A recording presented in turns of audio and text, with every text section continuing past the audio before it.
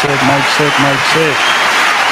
How's everybody doing? How's everybody doing, man? Welcome to True Season. We're back again, man, for another dope ass wind down Wednesday, man. We appreciate everybody for tapping in with us. Crusader Nation in the building, heavy already. It's like damn near 200 people in here during the intro. Y'all, we just excited, man. I appreciate everybody for tapping in. Mars in the building, D'Souza, I see you. Anime, I seen you. Kenny T in the building, Malevolent Elephant, my dog. Um, we appreciate everybody for tapping in with us, man. We got a dope ass discussion today that we are gonna have, and I'm looking forward to having it. Got a feeling it's gonna be a bit of fireworks, but we're gonna try to, like I said, we're gonna try to temper it, man. We're gonna try to be, I'm saying, a little more diligent today, man. But before we get this thing started, as always, I gotta introduce this amazing panel that I have with me this evening. First and foremost, we have. Look, bro, got the beatbox. Here we go. Hey, salute to the plug. I'm glad you reminded me, man. Shout out to beatbox. If y'all not tapped in with beatbox, man, make sure that y'all tap in. And when y'all try it, make sure if y'all on your Instagram, y'all tag us in that and tag beatbox. That is at beatbox beverages, and tag Crew Season when y'all trying it out. Show love to the plug, man. They are part of making this thing that we do happen. So you know. But like I said, man, we're gonna introduce this amazing panel we have here this evening, man. First and foremost, we have D. Ronan in the building with us this evening. We have Andre, aka Ricky Romance, in the building with us this evening. We have Miss Saida in the building with us this evening. We have D Taylor TV in the building with us this evening. Miss Lucky Marie is in the building with us this evening. D Queen Sheba in the building with us this evening. This man needs no introduction. D. Ricky Williams in the building with us this evening. Miss Taylor.com has joined us this evening. Is it me or is his sound? Is it me or his he sound? sounds super low, but I don't know. Maybe that's the sound effect. Yeah, hold on. How I sound now? I'm good now? That's good. But You're before good, it was so low, we couldn't hear you. It's like a whisper. Oh, okay. Hold on. You were playing Shy Brother for a hot minute. Yeah, no, that's all good. Last but not least, we have D, security boss, in the building with us this evening, man. It's gonna be a hell of a conversation, man. How I sound? I'm still low. Or am I decent? It just does that when you're playing the sound effect. Sound I think effect, that's right? just what it is. Yeah. All right. But yeah, man, make sure that y'all tap that like button, man. If y'all haven't got a chance to, it's gonna be a dope ass conversation, man. We got people showing love. Look, Ronan in the building with the 20 ball. We appreciate you, bro. On stage showing love as always. Salute to the crew and all alumni. Hit the like button. That's a fact, man. Make sure y'all tap that button. If y'all enjoy the content, like I said, it's gonna be a hell of a conversation. Before we get started, as always, man, mental health check. How's everybody doing, man? I mean, everybody looks good. Everything everybody good. doing? But hold up. Let's talk about that fine apparel that you have on today, good sir. Where'd you get It's that? funny you asked. Nah, man. These are the Crew Season bombers, man. If y'all ain't tapped into that, we done been announcing merch forever. And this is one of the many that we have coming, man. So if y'all like this jacket, man, make sure y'all tap in. It's crewseason.com. Mars, make sure y'all put that link in the chat for them to tap into the merch, man. We appreciate all the support, all the love that y'all show us. And we have more merch coming. Me and Smooth was on the phone earlier discussing some dope ass ideas, man. We think that y'all gonna like them. So, but yeah, as far as this jacket, crewseason.com, make sure that y'all support, man. But like I was saying, is that everybody good? Mental health check, everybody good to go. Wind down Wednesday. Yes, everybody is great. It's been a good week so far. Yes. I agree, man. I love that, especially when it's productive. That's my type. Yes. So I am not high. you say you're not high? Is that what you said? No, I said I'm not high. Oh, high. I'm not high. Oh, Lord have mercy. Thank God, That's man. unfortunate That's unfortunate. for you. Oh my God. I can All make right, man. Without further ado, y'all know how we do lay this thing out, man. Topic of the discussion tonight. There was a young lady that had a video in which she was speaking about the fact that women need to be put in their place for them to respect the man. Right now, we're gonna get to that video, but as always, we're gonna lay some foundation first. So first question is, what is a woman's place we hear this all the time, about women are out of frame and women are not moving in their, natural essence and how they should be, and when a woman needs to stay in a woman's place. So we're gonna get to the bottom of it. What is a woman's place? Get I'm down extremely or curious. lay down. But okay.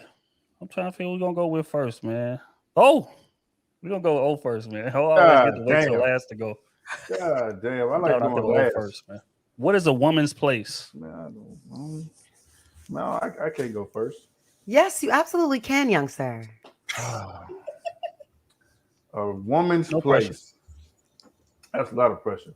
A woman's place to me, it's my partner in crime. For me, my partner in crime, my helpmate. That's someone that compliments me. Somebody's gonna help me fulfill my mission. Someone that trusts me, the direction that I'm headed in, and someone that's gonna give me respect. I think that's sum it up for me. Okay, well said.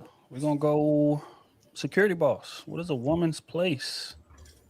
Well, it changes. I think initially a woman's place is, to be productive, just to be a productive citizen and adult in this world. But then as she gets married, of course, I think her place is for her husband. I think her purpose is for her husband. And that is to do whatever it is his plan would be, to procreate, work in whatever career or facet that he wants her to work in. I think her job is to be a wife. And a wife is to be a modest woman, a lady, know how to carry herself, and just to be a help, like Andre said, to be a helpmate or helpmeet to her husband, just doing whatever it is he would have her do. Well said. Miss Kayla, what is a woman's place in this society, man, within a relationship? What does that sound like, a woman's place, when you hear it? When I hear it initially, and I hope everyone's doing fabulous on the panel. I know I am. Initially hearing it, I hear role. That's what I hear, the way that it's being said.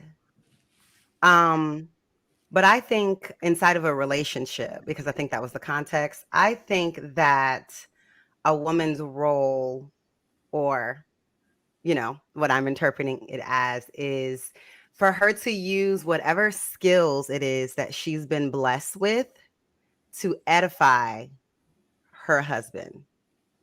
And that is simply that. That is her place. You belong where you are going to thrive the marriage and the relationship. Where it is, that's where you belong. That's your place. And a mature leader, that's a good husband, will cultivate an environment in order for you to thrive and do so. Mm-hmm. All right, I like it. Ricky, what is a woman's place? Good sir. To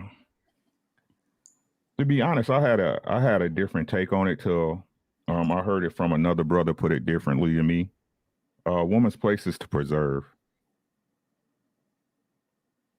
Right? To preserve life, to preserve relationships. It's not, I don't even think it's nurture, because nurturing applies to the children, right? Again, to preserve, right? Preserve the things that matter. That's what I think a wife's place is.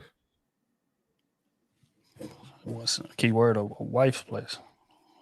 I see you. Mm-hmm. Miss Queen, what is a woman's place within a relationship? You said in a relationship, Trill? Mm-hmm. Okay, that's okay. So I think a woman's place is to be a nurturer, to build up, not tear down, to cultivate her community, whether it's her family, extended family, those around her, children, school systems. I think a woman should know her value and leverage that, whatever that is. I think we all bring something different to the table as women in separate relationships. And I also think that a woman is profitable, but not by way of dollars, right? She maximizes her home. She maximizes her husband. So that's what I think a woman's place is. I agree 100% with that. 100%. Ronan, what is a woman's place within a relationship? She's supposed to be not just a helpmate, but a compliment to my vision and taste. How she carries herself. She's supposed to be the Secretary of Interior when it comes to home, and that feminine war chief if need be in certain things. She's that level of balance when I'm out of pocket, who's honest to tell me the truth, the unedited truth, without having me living a lie. Helps keep me in check on the feminine side. And as long as she doesn't suffer from plastic truck nuts disorder, we're good. Hold on, just real quick. You want to elaborate on what that is? Because you just said it a few times. I know what it means. Adios, Niels. You want to elaborate what it means to the audience? When a woman suffers from plastic truck nuts disorder, she basically tries to be the dude in the relationship. Just like a woman who has a strap on, she turns that relationship to a diet lesbian one. And I'm not going to be the bottom in that. So that's what that is. All right. You got some clarity on that. Ms. B. Taylor, what is a woman's place within a relationship? I'm a little different about it. I think of it like a puzzle piece. Wherever she fits, a woman's place could be different in different people's lives. Whatever that man need, he's going to seek out the woman that fits the piece to his puzzle. Everybody's puzzle is not going to fit, So I look at it from that standpoint, a woman's place. My place may be different from another woman's place because it depends on the family. It depends on the man and the requirements. Some women are not able to bear children. Some women are not naturally nurturers, but they do have a place in this life. Their purpose is different and it looks different. It just depends where your puzzle pieces are supposed to go and accept it. So that's my take. Well stated. Well stated. I guess I'll jump in next. I'm not gonna go last. I say that my woman's place, she's my hired gun. She's my most valued asset. She's watching my six. She's saying what I don't see. I see a lot, but she's saying what I don't see and seeing it from a different perspective that'll make me, approach things in a different way. She's my counsel. I make the final decision, sure, but her input is extremely, extremely valuable into the way that we're going to move. So if I had to just give a short definition, she's my hired gun. Well, my hired gun. Yeah. That would be my definition. Miss Aida, what is a woman's place in a relationship? As a wife, I will just add, because I agree a little bit with everybody, I would say stick to the plan. Stick to the plan. That's it. Okay. Miss Lucky, a woman's place in a relationship. What would you say that is?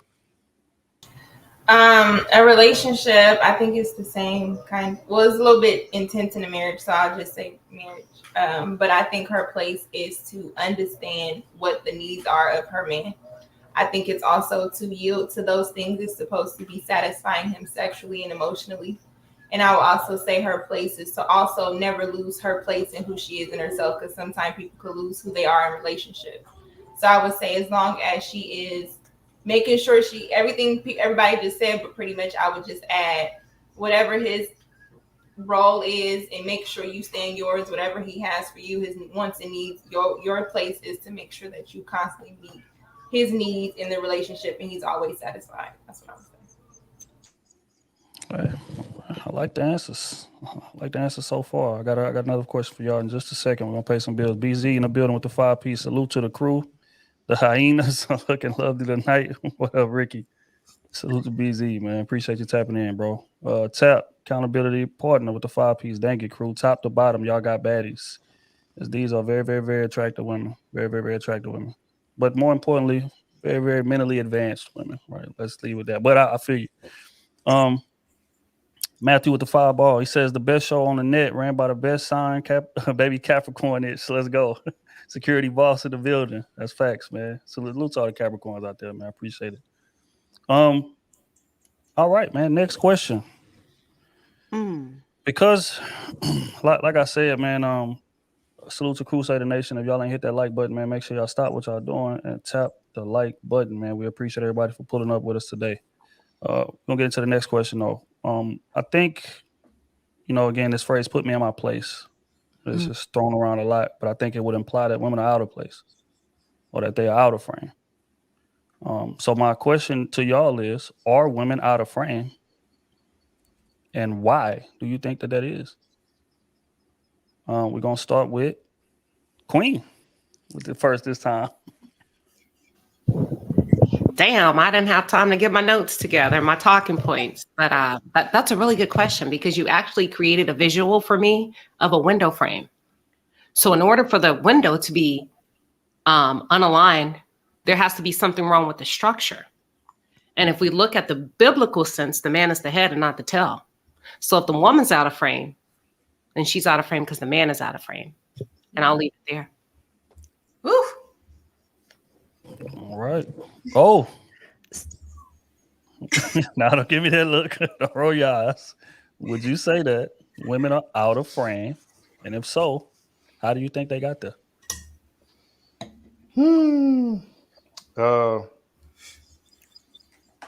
How they got there, I don't know. I just think, we talk about it all the time. Like today there's more opportunities than they've had in the past. That's one. On the pace that they're on right now, they're getting educated at a incredible level, making more money, that they're making as before. Still not making as much as the man, but on pace, it's soon that they're gonna be up there. So part of it is that, and like Ronan say, that plastic truck nuts disorder. So like, because they're getting so much power and because they're able to be independent, like just freely, openly, and just with confidence, it's hard to let another guy in and let him kind of run the show. So you got to be at least at that level or better for her to trust you. And right now, they feel like a lot of cats aren't on their level. So I think that's kind of where the basis is right there. And from there, it kind of goes all over the place. But that's like the foundation of the problem right there, I think. All right, Red Hoodie O tonight. I see you, man. If y'all familiar with the platform, y'all already know what that red hoodie mean. But yeah, tap into the link, man. I just posted the bomber jacket link for everybody that been asking me, everybody that been in my DMs. Where can I buy it? There's the link right there. If y'all want to check it out.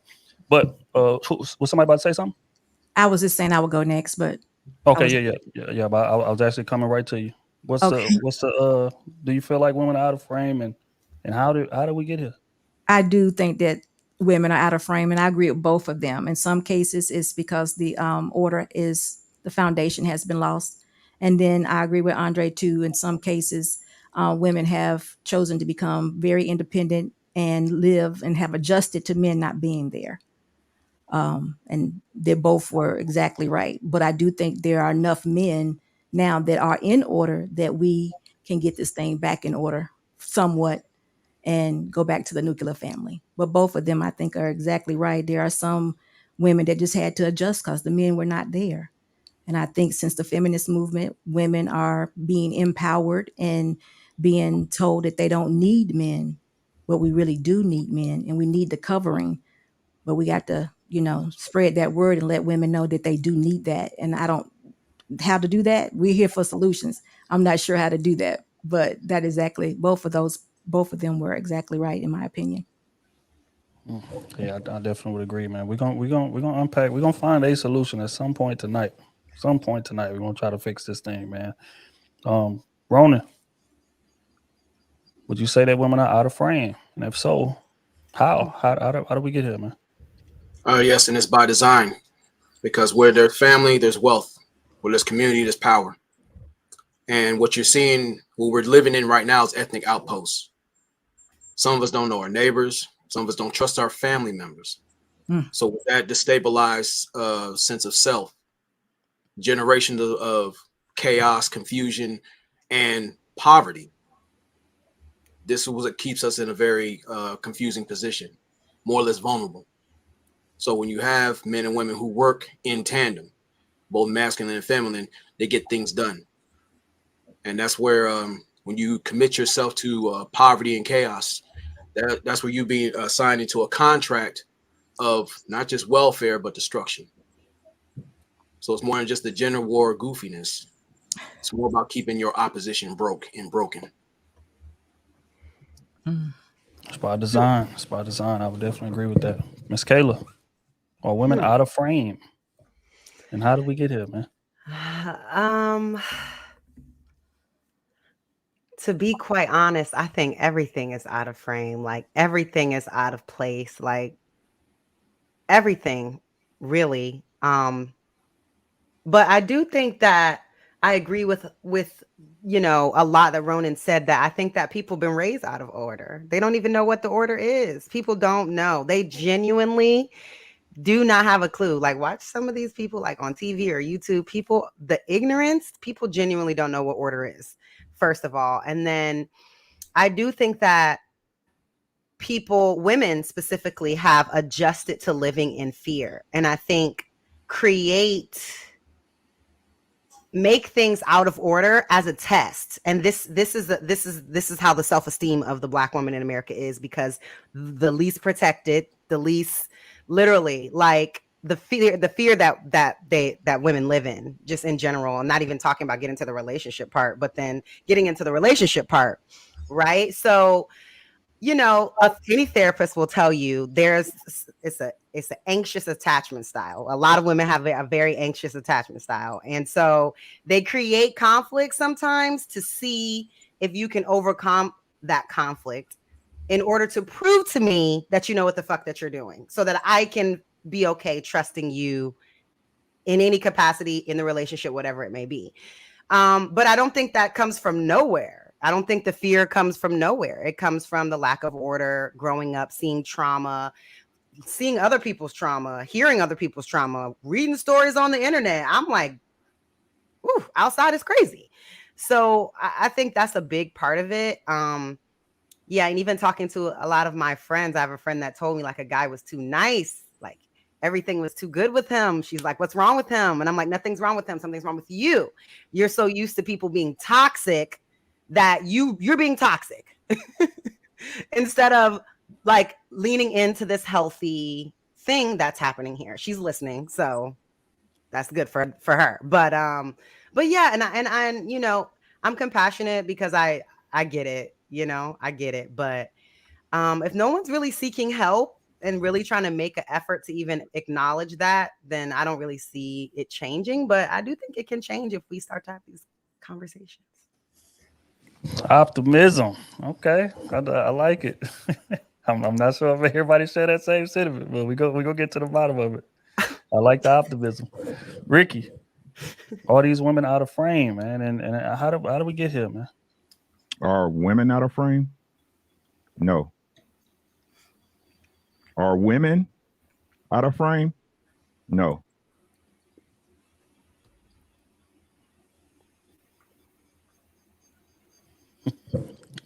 I see where you're going.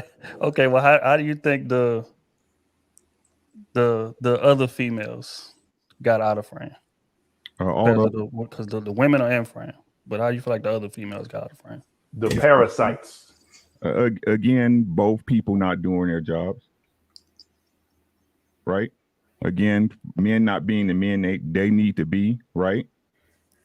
To again provide a space for those women so they can be the women that men need them to be, right? But also with that, the bad decisions, right, that women make.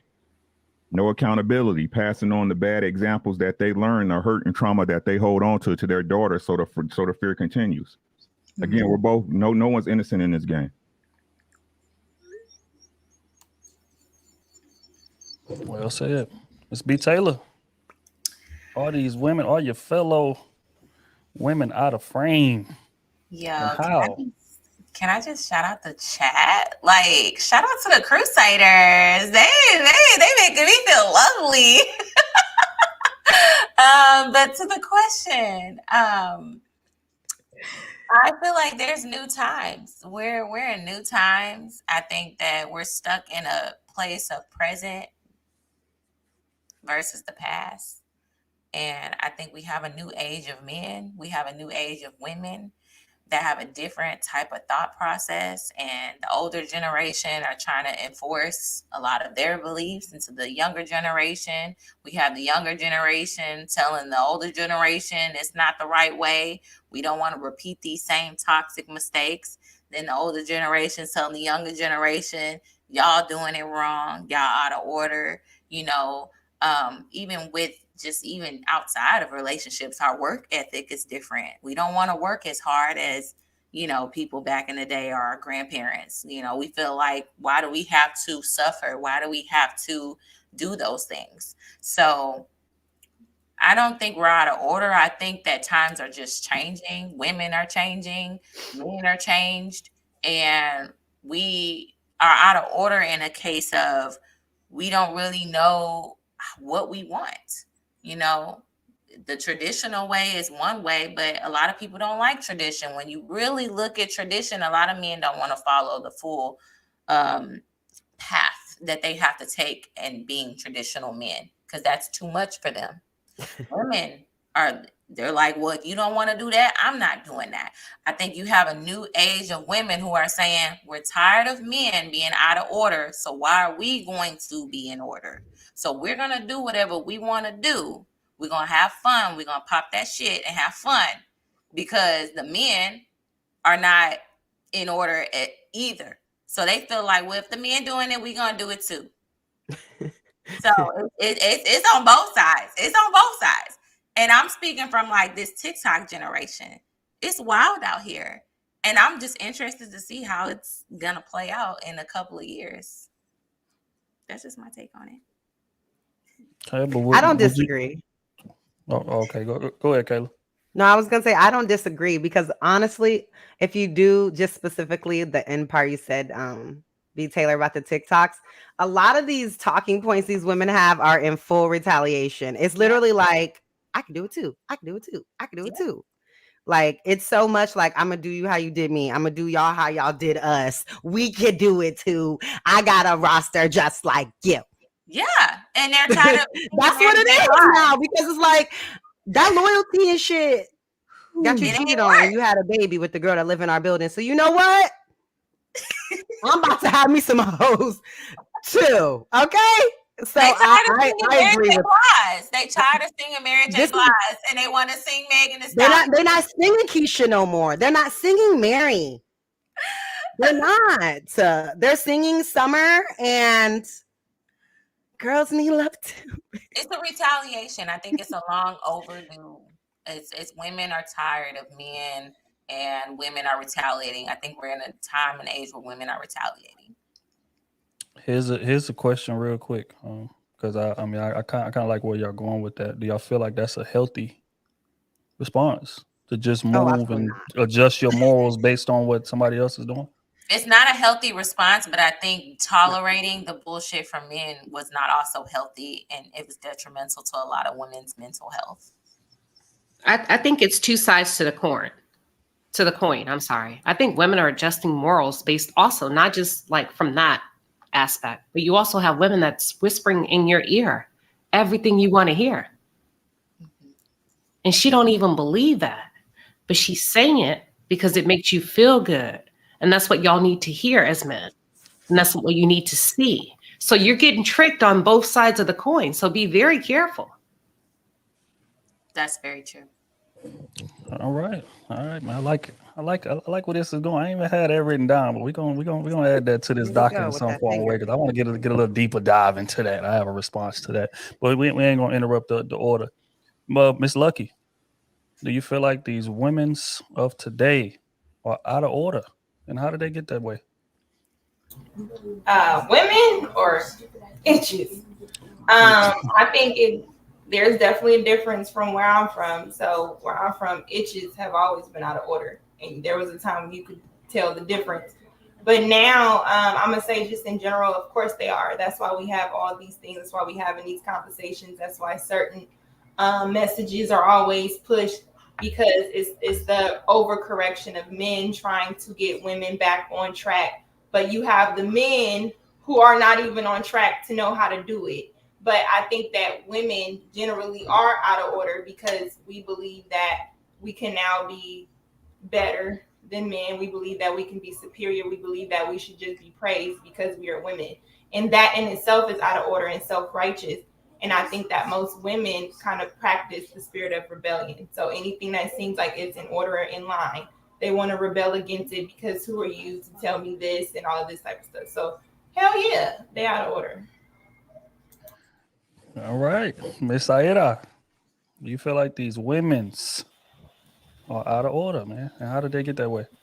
Not women. Definitely yes. And without blaming another gender, the other gender, I would say it's just that need to be right all the time, that need of, competition, thinking that we're better than men, not understanding that not being better than them doesn't mean that we're not valuable or we're not worth it. We're just different. And they're not understanding that you can have two different cars, different models, different brands, and they're worth the same amount of money, but they're just different.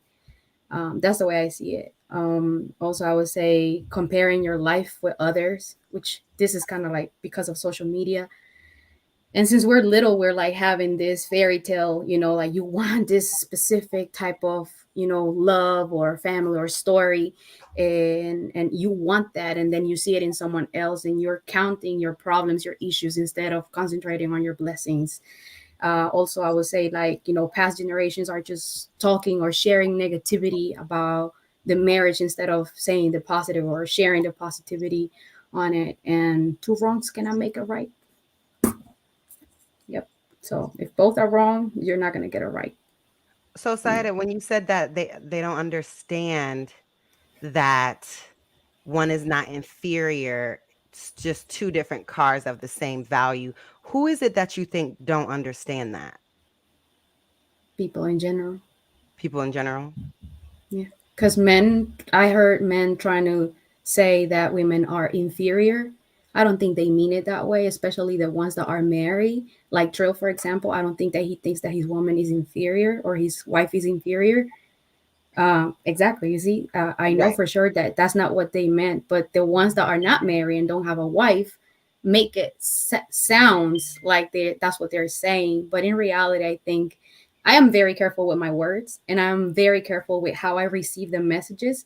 And sometimes I have to translate it correctly. I'm like, this is probably what they're trying to say. I don't take it personal. So, that's the way I see it.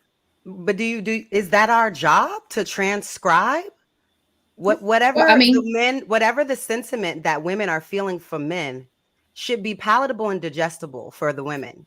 I shouldn't have to transcribe that you're not putting me down. I shouldn't have to figure out what you mean if it's feeling like you're making me feel inferior.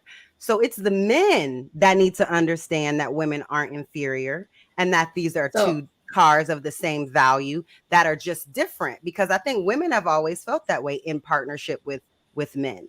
But when men make women feel that way, now there is this counter overproduction of women feeling like, you know what, no, I need to be superior. Like I need to show you that I'm not inferior. And that's what you're getting from a lot of women now because they were placed in that position and feeling that. So the way I mean it is I'm pretty sure you heard it when your mom, grandma, or whoever said, hey, if your friends jump, are you going to jump too? So just because someone has a perspective of something, are you going to have the same thought of it? Am I going to let myself drown? Am I going to let myself, get drowned for someone else's behavior? And I'm going to start behaving in that way just because that person is behaving in a certain way? If they're supposed to be the leaders of the community. Yeah, but you also have common sense. And if you can lead your own, I can lead women. In the relationship? I'm confused. I'm not talking about a relationship. I'm talking about a community now. If I am a woman and I can lead women, I'm not going to try to lead a man. I'm going to listen. If I don't think he's a good leader, I don't have to throw it in his face. I'm just not going to follow. I'm not going to respect his leadership. That's it. But I'm not going to disrespect the man. Yeah, but the men run the world. The men run everything. What do you mean I'm just not going to deal with him? Like, what industry, what the world that's running isn't run male-led, chauvinist? Like, what part of, since you said we're not talking relationship, you're talking about the world in general. So what part of the world is not male dominated, where you can just say, you know what, I'm not going to participate in your leadership. I'm not going to participate in this. Your own government is like 90% male. So this whole, like, I can just take myself away from it and not be involved with it. I'm just, that's why I said, were you talking about the relationship? Because when we're talking about the world, that's like literally not even possible. Right. Of course, you can separate yourself from a man in a relationship and say, I'm not going to subscribe to that leadership. But so when you're like having, there's certain content on social media that you follow, right? You decide what to follow. You decide what you have, the input that you're having, all the information that is getting in your brain. When you watch the news, you decide what you're watching. You have the power to do that. So you have the power to see who you're going to follow, who you're going to stick with, who you're going to go with. So if you have the power to decide, because nobody's forcing you to stay. And now that I have the chance to lead or influence a community, and I also have the position or the power to say, hey, I'm going to stick to this person, or I'm going to go rock with this person. I'm going to kick it with this person. I have that power. And that's what I'm saying. Like, when you find a man and you like that man, you're not going to let yourself just, drag because you like him, just because you like the person. But you're also going to notice the leadership style, how that person talks. And if you don't like it, then you just walk away. That's what I'm trying to say. Can I add something to that? We are equal to men in creation, but our roles in traditional marriages and relationships are totally different. The men are the leaders, and most men think in traditional ways. That's why they think the way they do. That's why when they're speaking, it may seem as though we're inferior. The other part of that is women don't know their role nor their value, so they are operating in an insecure area. So when they speak as men, as leaders, some women don't want to hear that voice. They can't understand the way that they're speaking from that leadership position. But in creation, we're equal, but the roles are totally different. The man is the head. He is the leader, but we just don't know our value. We're not willing to accept what a woman is valuable for, or the role as a wife. So that's where all the inferior, he thinks he's better, and all those things come into play. Right, security boss. Like, that's what I was talking about in the context of the relationship, because that's what we were talking about. But I don't disagree in terms of coming into it with that insecurity. But I do think that it is solely on the leader to be able to communicate with those that follow him in a way that is digestible and that way that they can understand. So in saying like it's like I think I even wrote it down earlier. Somebody said something about finding out his needs or whatever. Men need to choose women who possess those needs already. They need to have the discernment to find a woman that can meet those needs. Not saying a woman needs to figure out, like, as the leader, he should be the one to communicate, know how to effectively communicate and reach whoever it is he's leading. Very similar to parenting. You don't parent all your kids the same. This is per what my mom told me, since I'm not a parent, and people saying I'm not a parent, but she said she parent me and my brother different because we are different. And she had to tailor her leadership to the different types of children that we were. So do men in the relationship, not only having a discernment to pick the woman that meets his needs, not just by the eyeballs and the cooking, but pick someone that can actually meet his needs, and then be able to effectively communicate in order to lead the relationship. So all of like, that's a lot. That's a lot. And we can't act like these men out here are doing that. Like, let's be for real. That's a lot. That's a heavy load. That's complex. I agree. With your parents. We just rush past that like all men are out here doing that. No, men out here don't know what they're doing and ruining women. Well, let me say this, right. I agree with you, but I think it's better said if you would say women adjust to men, because I don't think men always know what they need from their wives. But the first thing is to show up as a wife. And again, that goes back to most men want traditional values. So it goes You said most being- men don't know what they want, what they don't know what they need in their wife. they don't. You adjust to them. We adjust because they change all the time. I mean, when you say need, can you give me an example of what you're talking about? Because I had to I mean, adjust the my fundamental needs of the relationship. So that'll be in terms of the person compatibility, the person subscribing to their agenda, the person possessing whatever talent and skills to be that they deem important for their marriage, those types of needs. Okay, so that lends to what I said about being a traditional man who wants traditional values to have a wife. And typically that is done with principles of God. That's typically what he wants, a foundational need. But as far as a man goes, their needs and their desires change often from, like, let's say 30 to 35. They're wanting one thing. Once they're adjusting in their manhood and their leadership and the family's growing, they're making more money, their purpose is flourishing, then their needs are changing. So his need for you will change. He may come in wanting you to be a housewife or what have you, or then again, once his business opens or whatever he decides to do, he may change and you have a need for you to be there counting his money, making him, becoming more of an asset for him. So the needs of the man change, but we always adjust to the man. So it's not a given to what those are outside of being a wife. So you don't believe that he does any adjusting to her over the course of the marriage? Of course. Eventually he Hey, does. And I wanted to add that it's the consistency of each other adjusting to one another through the ebbs and flows of the marriage. Everybody has to do their part. So then when we say women are out of order, we're making it like we're drawing in a narrative that you need to adjust to him in order to be in order. In order for things to be in order, everybody has to part. When one thing in the village doesn't go right, then nothing goes right. If the person that's supposed to wake up the roosters doesn't wake up the roosters don't roost, and then they don't make eggs. Then when you get to the grocery store, there's no eggs. Like, everybody has to do their part for this thing to keep going around and around. We can't say it's one part that makes everything not work, And I agree with you on that part. But I agree with you on that part. I just wanted to add that when you mentioned that your mother raised you and your brother differently, you didn't have to choose how she was leading in the house or your father was leading. You didn't get to choose that. You had to stick to it, You couldn't tell your mom, "Oh, I don't like the way you're raising me." So This is the difference when you have the power to choose the leader and to stick with that person. That's what I was, in an example, I can say that that's what I meant. You have the power to say, you know what? I personally don't like the leadership of this person. There's different leadership styles. And if that person is just not what you want, then you have the power to say, you know what? I'm going to go in a different route. Just deal with the consequences. All right. That's a great stopping point. I like the back and forth. I do. It was productive. It was respectful.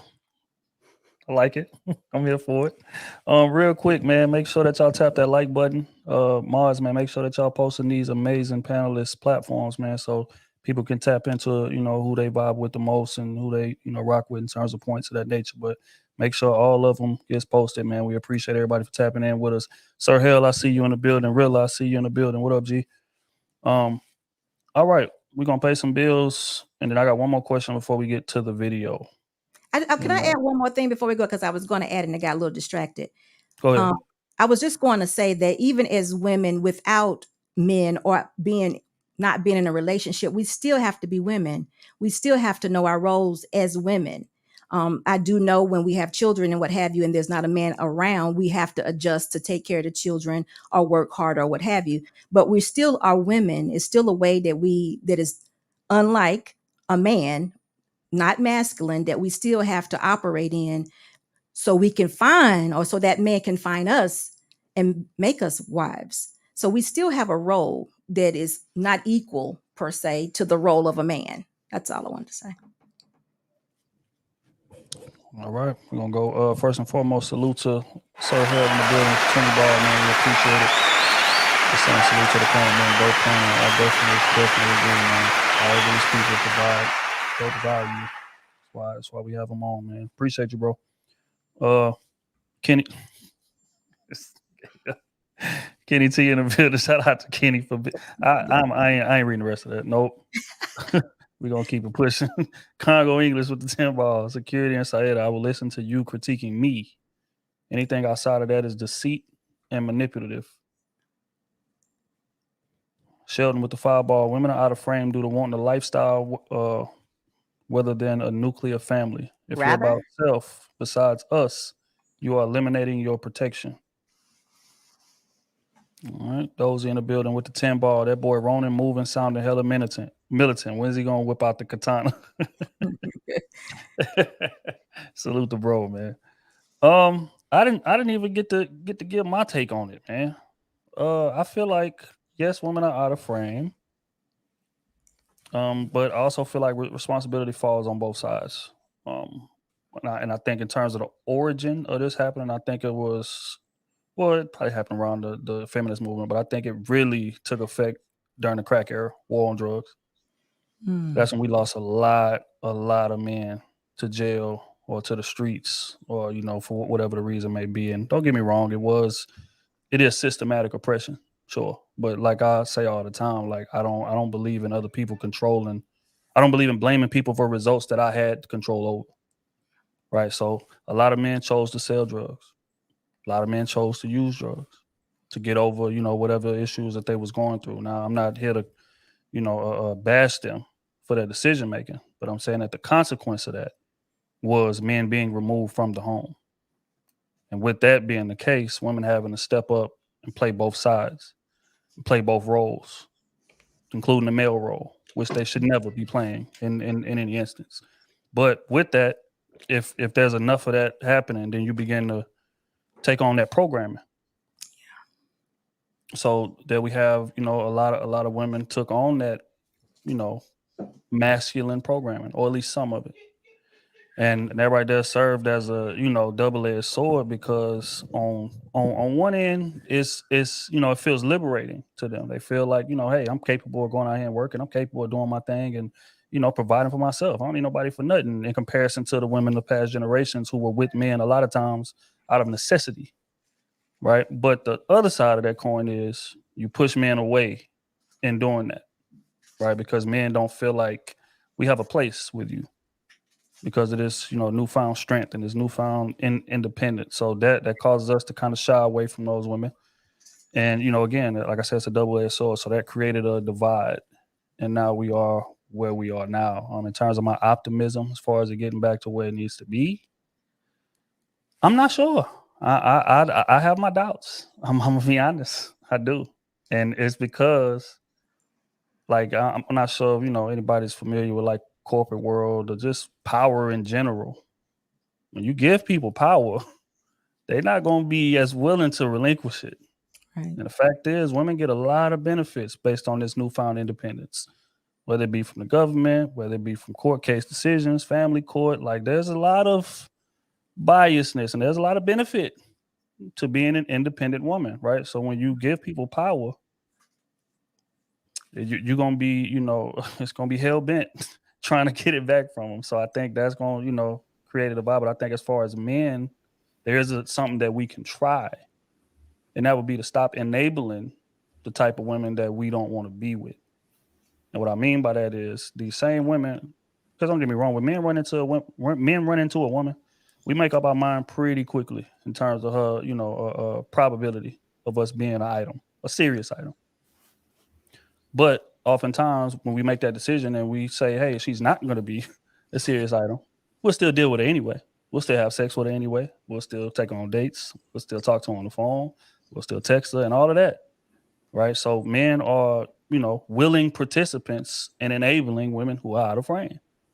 When what we should be doing is distancing ourselves from them. If this woman is not on the program that we are trying to reach, because we are the leaders, just like Kayla so eloquently stated, then that means that we can dictate the board.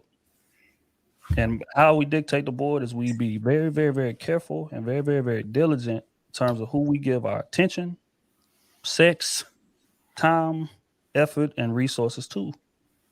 And the fact is, a lot of men are giving all of that to the wrong women and then blaming women for the state that we are in today, or blaming women for their hesitancy to revert back to their correct frame. So that's how I feel like both people play a role in it. But in terms of us getting back to where we need to be, I have my doubts. Trill, I have a question. Do you think that it's power or freedom?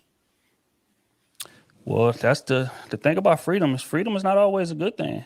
If you don't have guidelines in which to move after you get it. Like there's a lot of people that get freedom and become their own detriment Because I because think they a don't lot know how of to move. I think a lot of grandmothers and elders and aunties are living through a lot of the younger generation of women who didn't have the freedom, and they see beauty in it and they instill it. Go get your education. Go make your own money. You can buy your own house. You have the freedom to make your own decisions without someone else. And it's liberating to a lot of women. So it's like, yeah, power or is it freedom? I think a lot of women feel good about not having to come to, like, yeah, it feels good to have a partnership, but I hear a lot of women say, I don't want to give up that freedom that I have. Yeah, I would say that you're right. Women, older women are living vicariously through their young women, but I think the downside of that is they're not giving them correct tutelage as to how to move when they get the freedom, and they're not telling them the other side of that coin. I often say, watch the movie until the credits roll. What I mean by that is people will tell you to go do things and hey, this is a nice situation and go do that, but they don't tell you the downside of that. They don't tell you that once you go out there and get that education and you go out there and get that job and everything's going good, you're making the money that you want to make, the career, the cause, all of that shit. You have all the power in the world, but you still have a big ass void. Yeah. And they don't tell you the importance of filling that void. So a lot of women don't learn until it's too late because their grandma didn't give them the tutelage. It's just like when we growing up, right? A lot of us are first in our family to graduate college. I'm one of them, right? So the tutelage being, you know what I'm saying? So the tutelage being in the house is, yeah, go to college, man. Go get an education. But again, not giving you full tutelage. Hey, go get an education in this. So when you get out of school, you're not struggling to find a job, or you're not in $80,000 worth of debt, or you're not, in a career that you're not happy doing, just based on the simple fact that all they've ever told you was just, hey, go to college. They didn't tell you, hey, how these loans work. When I take this $20,000 loan, I may have to pay $40,000 back because again, they just thinking, oh, that's free money out of ignorance. Like I said, they're not giving you the full picture. So I think a lot of older women are to blame. But they as well. also we're holding them accountable for something. You said they don't tell us about the other side. That's because they never saw the other side, aka my grandmother. Like a lot of you guys know, I grew up without a mom. I never had my mom. She passed away when I was a baby, so I didn't grow up with a mother. So my grandmother raised me. My grandmother had to depend on my grandfather. My grandfather fell victim to the crack era. She got remarried, and my grandfather and my grandmother raised me and my sister. She did instill in us to not to have to depend on a man because she struggled trying to find a man to take care of her 3 children and also her grandchildren. We didn't know what that other side looked like. She didn't want us worried about boys. She didn't want us getting caught up. She wanted us to get to a place where we were the first ones in our family to graduate college, which me and my sister, we didn't know what that looked like. We graduated college, got our education. We just figured it out. We're 2 girls who grew up without a mom, like didn't have the correct guidance from the man in our life.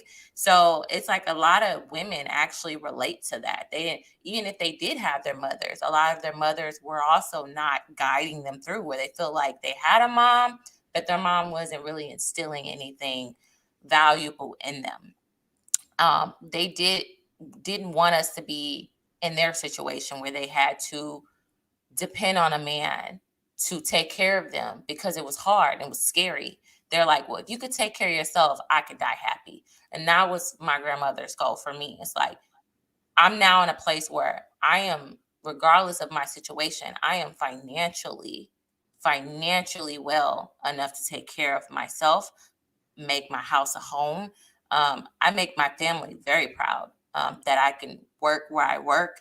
It's not a lot of Black women who are in the business that I'm in. So for me, and a lot of women who are surrounding me who are very successful, they take a lot of pride in that and freedom.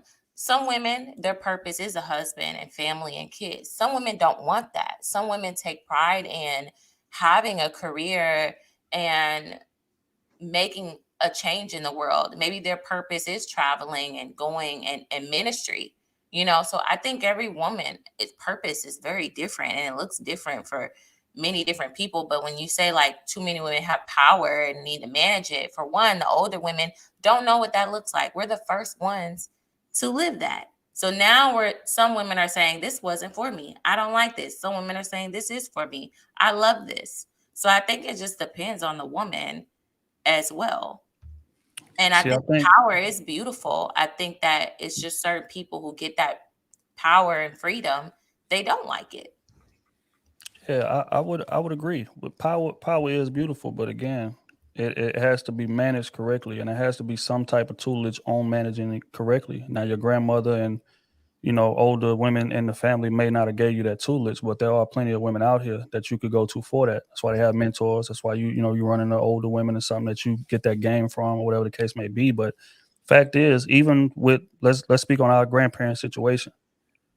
A lot of them may not have had the knowledge. You're right, in terms of like what that other side looked like, and what anything outside of the way they lived their lives look like, right? But they may not have experienced it firsthand, but they eventually learned because they seen other people around them. So when you're a person and you have experience, a lot of times that's more valuable than tutelage. A perfect example, right? I grew up and a lot of the men in my family been to jail for various reasons we don't get into. But the fact is that I could easily lay in that excuse and say and not have went to college and not have played ball. I could have just been a street dude and been in and out of jail, and I could have said, you know what?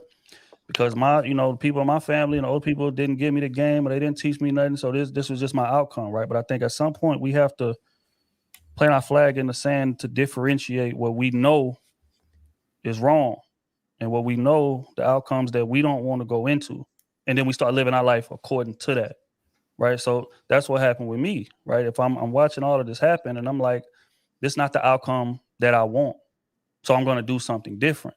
Right. But even in terms of like the grandparents and stuff, that moment of clarity didn't hit them when they was 80. It hit them way earlier than that. You understand me? But a lot of them stayed in those marriages, like I said, out of necessity. This my livelihood depends on this man. I ain't worked in 30 years. I don't have a resume. I don't have none of that. So I'm forced to stay here. Right. But again, like I said, there's nothing wrong with that. Circumstances are what they are. But at the end of the day, you want to pass down information that's going to be useful to the next generation. But if you pass it down, don't just give them half of the information, or don't just give them the information that they want to hear or that's going to feel good when they embark upon doing it. Give them the other side of that. Hey, when you go get that degree, when you go be financially stable, at the same time, you need to be finding you a life partner. You need to be vetting men this way. You need to be looking for this, because I didn't get to do that. Yeah. And my life didn't turn out how I wanted to. Now, even though I didn't do it, Carol down the street did. My cousin did. Tanya, her and her man been together, however long. They got their own business, entrepreneurs together, all of that. Now, I may not have firsthand experience, but you know what? Matter of fact, I'm going to put you on the phone with Carol, so she can give you something that I didn't give you. You know what I'm saying? That. But I want you to, just don't go down the same path I did, but find your passion. Find what makes you happy. Mm-hmm. You know what I'm saying? And the fact is, companionship, having a partner in this life, that is true happiness. Yeah, I agree. I love that's all I'm saying. I love everything that you said. Thank you. Yeah, it's all good, man. Again, man, we appreciate everybody for tapping in with us, man. It's been a hell of a conversation so far. If y'all ain't hit that like button, man, make sure y'all stop what the hell y'all doing. Tap the like button, man. Salute to these amazing panelists on this platform. Make sure that y'all posting all of their platforms so y'all can go and support them. These are amazing people we have up here, man. All right. We're gonna get into the next question before we play the video. And my question is, I think pretty much everybody agreed that most women are out of frame. And Security Boss was talking earlier about, not really having the solution on how to fix it. Well, now we're gonna begin to hammer away at that. Whose responsibility do y'all feel like it's more of to, I guess, put a woman in her place? Is it on the woman to do self-work, or is it on the man or the men of society to create infrastructure that enables them to do so? And I didn't mean to give y'all answers, but the question is, who's more responsible for getting this ship back steered in the correct direction? I'm not gonna call names on this one. Y'all can jump in whenever. Wait, the question was, because that last part kind of confused me. The question was, is it on a woman to fix herself? Right. No. What I'm asking is this, right? We all agree that most women are out of frame in today's society. I think we can unanimously agree on that. But now we got to start working on how do we get them back in it, and who's gonna have to take a heavier role in terms of getting them back into frame. I'll jump in. Go ahead. So I don't know who's speaking. I'm sorry. I was going to say so, but go ahead. No worries. Okay, so I want to add this because I've pondered on this a little bit. It's both problems, men and women. But for the younger generation, I'm the one that thinks that marriage and a nuclear family is the answer, right? So as far as solution goes, and, one problem we have is that women are truly being incentivized. We talked about that. One question I have is, do you think the incentives that the women are getting is better than living with a man that is good to her, marrying him, and them having a good life, a good man? I'm just not talking about just a okay dude. I'm talking about a good husband, a good leader. And that's one part. The other part is if we find ourselves 16, 17, 18-year-olds with children, I think the federal government should come in and incentivize marriage.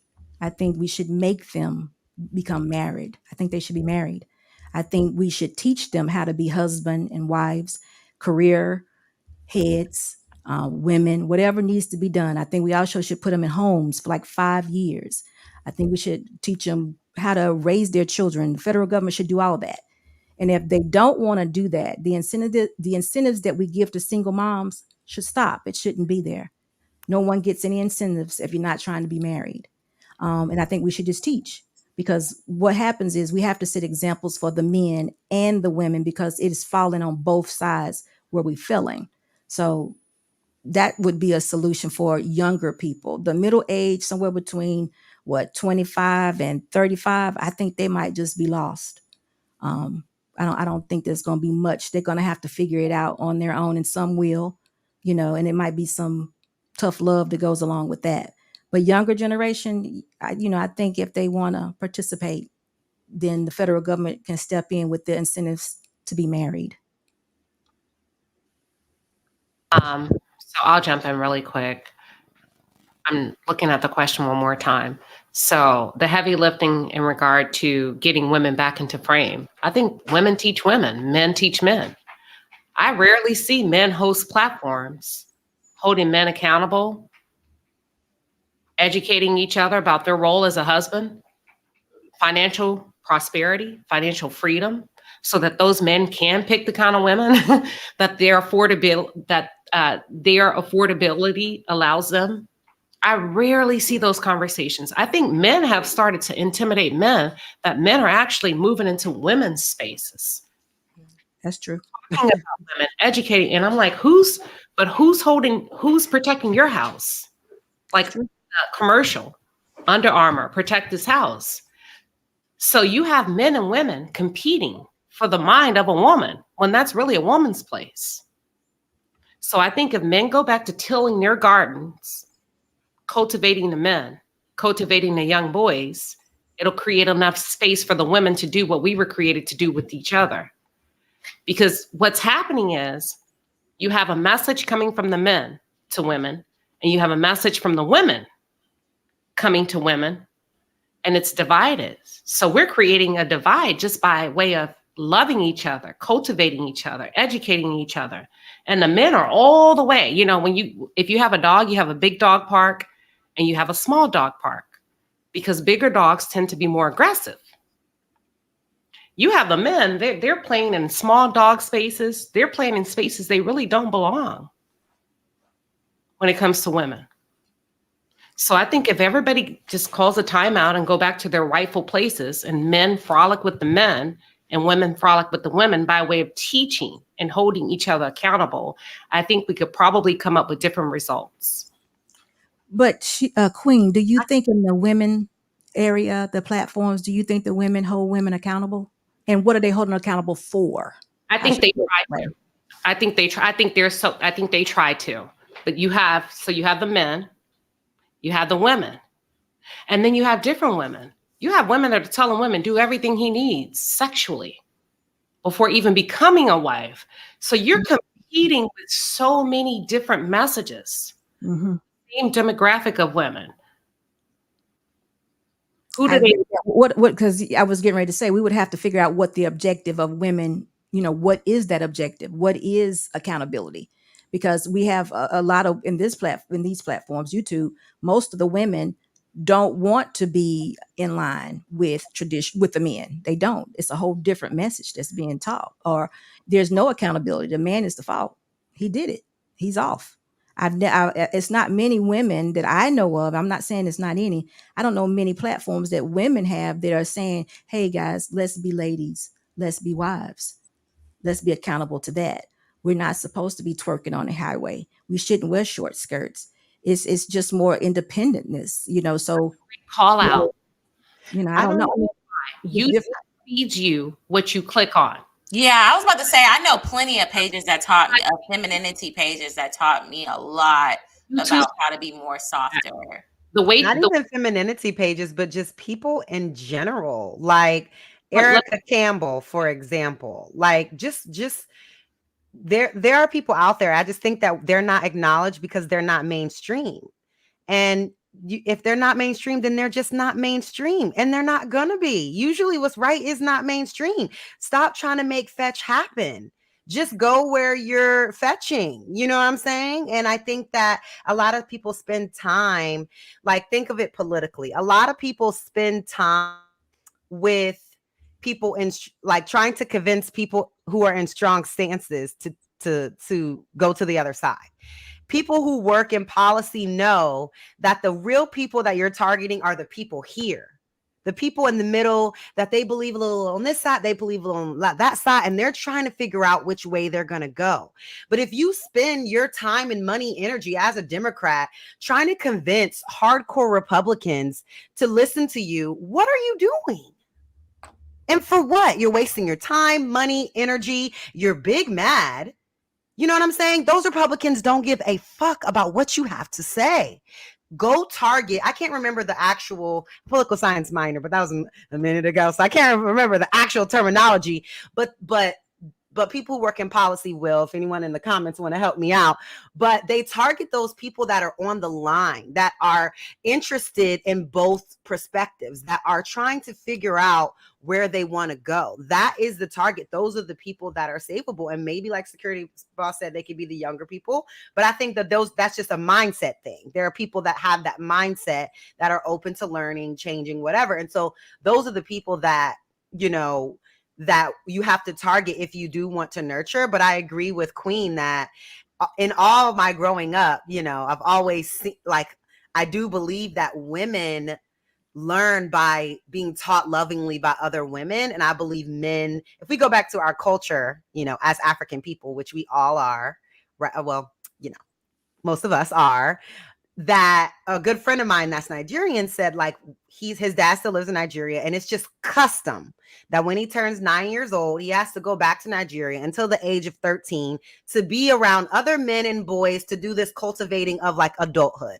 And it's very similar to what girls like me did in terms of debutantes growing up. When you turn 10, you get enrolled into this program where you learn, you know, etiquette, you learn all the and then you do your debutante and you're presented to the community. That doesn't even happen anymore. Jack and Jill's numbers are so low, and they've lowered the requirements it's not even for upper class people anymore. Like middle class people can afford to be a part of those types of groups now, but people are not signing up. People are not even seeing the value. So I don't know. So with that being said, what would you say is the majority of women? What is because what my knowledge of women, and I know exactly what you're talking about, debutantes, but I've known Black women to be very mean, very hateful. I just want to say this really quick. Not approachable. That's what I know Black women to be. They want to be chosen. My experience. A lot of women don't want to be a wife. They want to be chose for the moment. They want to ride. They want to go on those dates. They want to be with high profile men. They want to be chosen. I don't even think a lot of women understand what it means to present yourself as a wife, right? The ring doesn't make you a wife. They want to be chosen. That's what I mean by chosen. When it says he finds a wife, he found her as a wife. He could make her a wife. You have to be a wife when he finds you. But a lot of women just want to get chose. Yeah. That's what I want to say. We definitely said that in college. That was a sentiment on the way out during the pregame. I'm about to get chose tonight. Okay. That was a thing. For real. Go back to 2009. Y'all know what I'm talking about. Yeah. What was the question again? How to make him accountable now. Oh. Now that we know that the women are out of frame, how to repair it. Yeah, go ahead, Sarah. I know you wanted to say something. I'll go after you. I just, Queen, I cannot hear you, Queen. You're speaking, but I can hear you. So the question is, who's going to have to do the heavy lifting in regard to getting women back into frame? Thank you. I appreciate it. And I actually like the question because now we're talking about leadership. And the way I see it is like, who's responsible for initiating a root cause analysis? I'm pretty sure you guys know what that is. And the first thing to do, or the goals, is just to discover the root cause of the problem. The second is, goal is to understand how to fix it. And the third and most important is to apply what you learn from it and to prevent, those issues for the future. Now, who initiates that is a team, a leader. Who's going to be the leader? And I agree with Queen when she said, women, we can lead in our own community with women, and we're supposed to do that. And men also supposed to make men accountable. But now I see here a team with women and men. So we can be responsible for that too. And we're the ones trespassing that message right now to those people. So I see like, hey, we discover the problem. Why not fixing it? How are we going to fix it? What is the message that we're transmitting to those people out there that are listening? So if you look at it from like a company wise, there's always one person that initiates and discovers the problem. I'm not going to blame and say the man or the woman. Is a team. It's teamwork. Yeah, I think the answer to the question is that we all can only be responsible for what we can control, right? So even if you sit up there and say, oh, the ladies pass along this information and, they talk to each other, if you can't, you know what I'm saying? If they don't take your word for it, I mean, what difference does it make? You know what I mean? I just think the honest to God truth that us as men, you need to move as men and take accountability for actions, and the ones that come along do, and the ones that don't. You know what I mean? Mm-hmm. It's not because the truth of the matter is exactly what the lady keeps saying. Y'all got a taste of so-called freedom as if y'all was, locked away in a basement or something. So now that y'all done saw the sky and smelt the flowers, y'all don't ever want to let it go, whatever that means. You know what I mean? So with that being said, no, it's nobody's job to restrict anybody from anybody they want, anything anybody wants to do. Again, we're all adults, we're all human beings, right? But it's all about your results. What results do you want, right? If you're looking to get married, then you should be moving like Queen Sheba said. You don't raise a wife. She's a wife when you meet her, right? She's a wife when you meet her. So with that being said, as far as who can take place, I think people need to be responsible for themselves. I think people need to actually just look at themselves and say, hey, these are the problems and triggers I have, and try their best to improve on them to get to whatever goal they're looking to. Now, I think when it comes to accountability, I can't hold anybody accountable. All I can do is point it out and you take it from there, right? Because the truth is, nobody's in nobody else's life. Nobody else has any control over anybody else. The truth is that, are you being honest with yourself in particular situations that may affect the outcomes that you're wishing for? Can I answer the question? The heavy lifting is going to come from men. And the reason why I think this is because women are going to always be women. And if we understand now that empowerment comes through the vagina, as long as men keep sleeping with them, women will still keep feeling like they have the power and these are options, because to women, I can get a man, whatever, but even to get a man, it's the men that are entertaining them to sleep with them. They're not really trying to be with them long term under a union. So I think as long as men keep sleeping with these women who are out of order, they have no reason to get in order, because it doesn't matter. You have women who clearly are okay with not being wives, but they're trying to be in positions to get those treatments. And you have men who are going to simp and do all this and run up behind those women to get their approval, to give them the wifely treatment, and they're not even marrying them to hope that they can get that position. So I think the heavy lifting would come from men, because men were more honest with women. And even if you did sleep with them, if you was honest with them and said, you know what, this is not going nowhere serious, I don't look at you as nothing serious, a lot of women would have to correct. How many men do you know, if she's sliding into your DMs or she's doing something inappropriate or unwifely, are they saying, you know what, you're not my cup of tea, I'm not about to go, I'm not about to pay for dinner, I'm not about to do this. A lot of men don't do that. They don't speak up. So that's why we have spaces where they're saying, oh, we don't have a voice. You do have a voice. You're just not using it, because you guys fall victim to getting vagina because you guys don't get it as much. So you're going to do whatever she says. So women are going to always be in control, because they understand you can't wait to get that used box. So if you stop sleeping with those women and stop talking about what you lay down with, then the power will come from you. It don't matter about, oh, she has to be a wife. Most women aren't wives, just like most men aren't husbands yet. So if we're talking about today, like, get rid of all the people don't follow God. They like to use it to weaponize.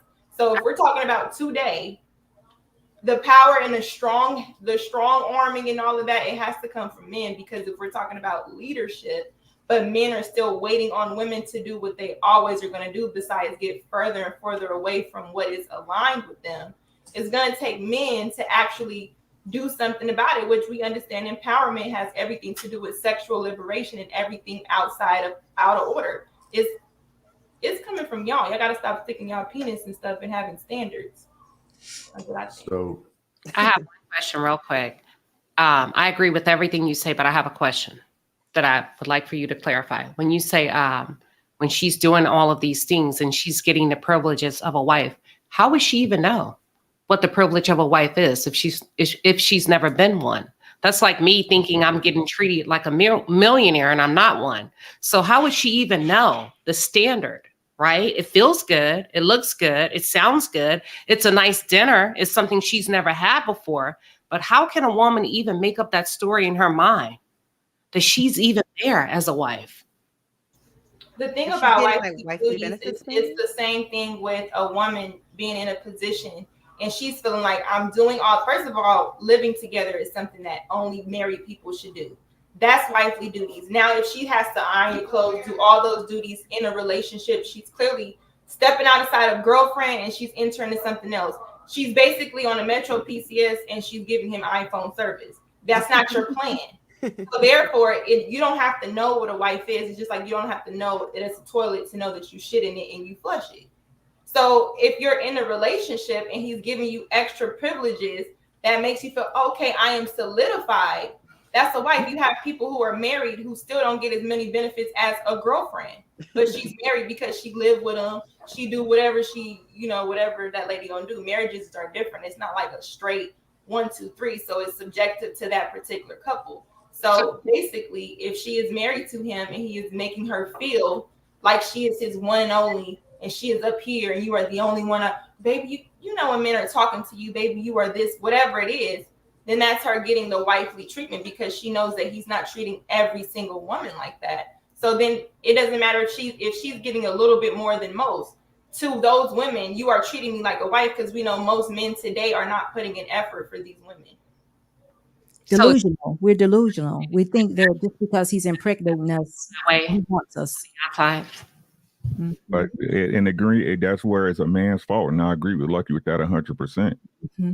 You know what I'm saying? As men, we got to set the standard, because as long as it's being allowed, it's going to keep happening. It's evident that, again, you know what I'm saying? You can't knock the hustle. They got their spot, they getting their dough. You can't be mad at that. Why would they give that up? You know what I'm saying? So, like I said, I honestly believe it truly and wholly, like, you got to give a woman a space, right? But then you can't just give her that space for free, right? It's supposed to cost her something, right? And that's being a wife, that's being a mother, that's being, you know, a true partner in crime, Bonnie and Clyde for sure.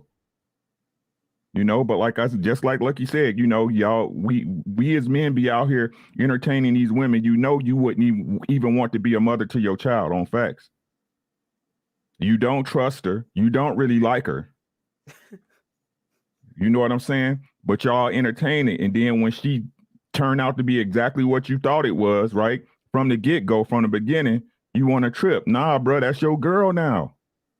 And that's what dudes, y'all don't understand. Like, we get into these arguments about how, like last night on Crew Season, right, Trill? How when, and it's no diss to Rashawn Ali, right? That how can you, right, this your baby's mother, right? Y'all ain't together. But if it's another man over there taking care of your kids, you trying to regulate him? Right? No, if that's the case, bro, that's your girl, right? And again, a lot of us as fellas, we'll break that woman and put her through things like this, right? Have kids with her, right? And then put them out on the streets and then still try to talk over something or cause the next man problems or even that woman problems because that's your baby mother, right? If she was good enough to have kids with, bro, she needs to be good enough to marry. I agree with that. You control that. That's the part we control. You guys control access to sex. We control access to the relationship. Hopefully it's a synergy that meets in the middle. Right? But we don't approach the thing like that. Again, a lot of y'all, like I said, y'all don't even know each other real names. That's why I hate the internet. You know what I'm saying? Everybody got a nickname. You know what I'm saying? Like, you don't even know who these people are. And this is how y'all moving in real life. And then again, as I said, we wonder about the results you get.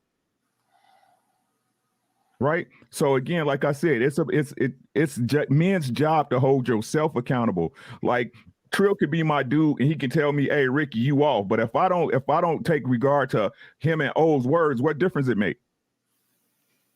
You see what I'm saying? We got to start actually being accountable. Stop blaming other people for your fuck ups. You fucked it up. You the one not listening. You the one who not respecting the code. You the one who picked this girl knowing you ain't want to be with her. I do want to say, because what you said, I mean, the saying is, why buy a cow, right? That's how it always is. So women always felt, I'm not about to do all these things if I'm just a girlfriend. That's why you have the whole epidemic of women feeling like, I'm not going to give him the wife experience or the wife treatment if I'm in the girlfriend lane. So then it's like men saying, well, what do I need a wife for if I can go pay to get all the things that you do? What do you bring to the table? So that's when that conversation comes. And then you have the women stuttering because they can't tell you what they bring other than their feelings or some other tangible shit that they don't care about. So I think it's more so women having to understand when you have that conversation, we all should kind of learn from women that we aspire to be like what those particular traits consist of. We don't really see happy married women and men talking as if they're from a happy place. You have women who talk like they still, like niggas still ain't shit. So it gets confusing where you have people like, well, what's the point of marriage? If you marry and you still talking like it ain't no good men out here, you know, I might as well just play the field, get my check or whatever, and, you know, get on. So I think that's the thing too. You don't have a lot of happy married people promoting marriage in a happy place. They look miserable, in my opinion. And I also think for women, I also think for women, unfortunately, it does come back to that self-esteem thing. You have to have really strong self-esteem to just sit in the like, no, I'm not going to do this with you. Yep. And a lot of women cannot do it.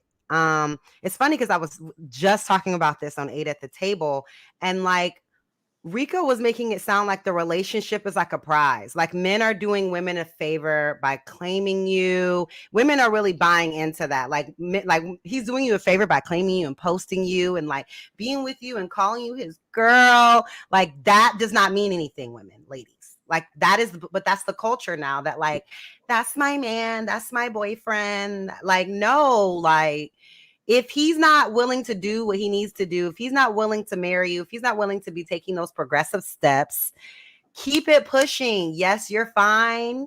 You know, you look good. You got muscles. You got a big dick. Okay. But you need to go away from me. And I need to be able to figure out how to just be like, no. And so I think that for both men and women, there's a problem with no, because everybody wants somebody. People's hearts are hungry, so they eat lies, they eat deceit, they eat low vibrations, and it eats them up, because when you eat bad, it destroys your body, right? So it destroys their self-esteem, it destroys their ability and willingness to do another relationship, to trust again, to give, like it just fucks it all up. You know what I'm saying? When people don't have self-control, speaking from experience, you know what I'm saying? So having the self-control and having like that self-esteem to be like, if someone's not willing to meet that, then you're just not going to deal with them. And if that means that I'm not picked, if that means I'm not chosen right now, that's okay.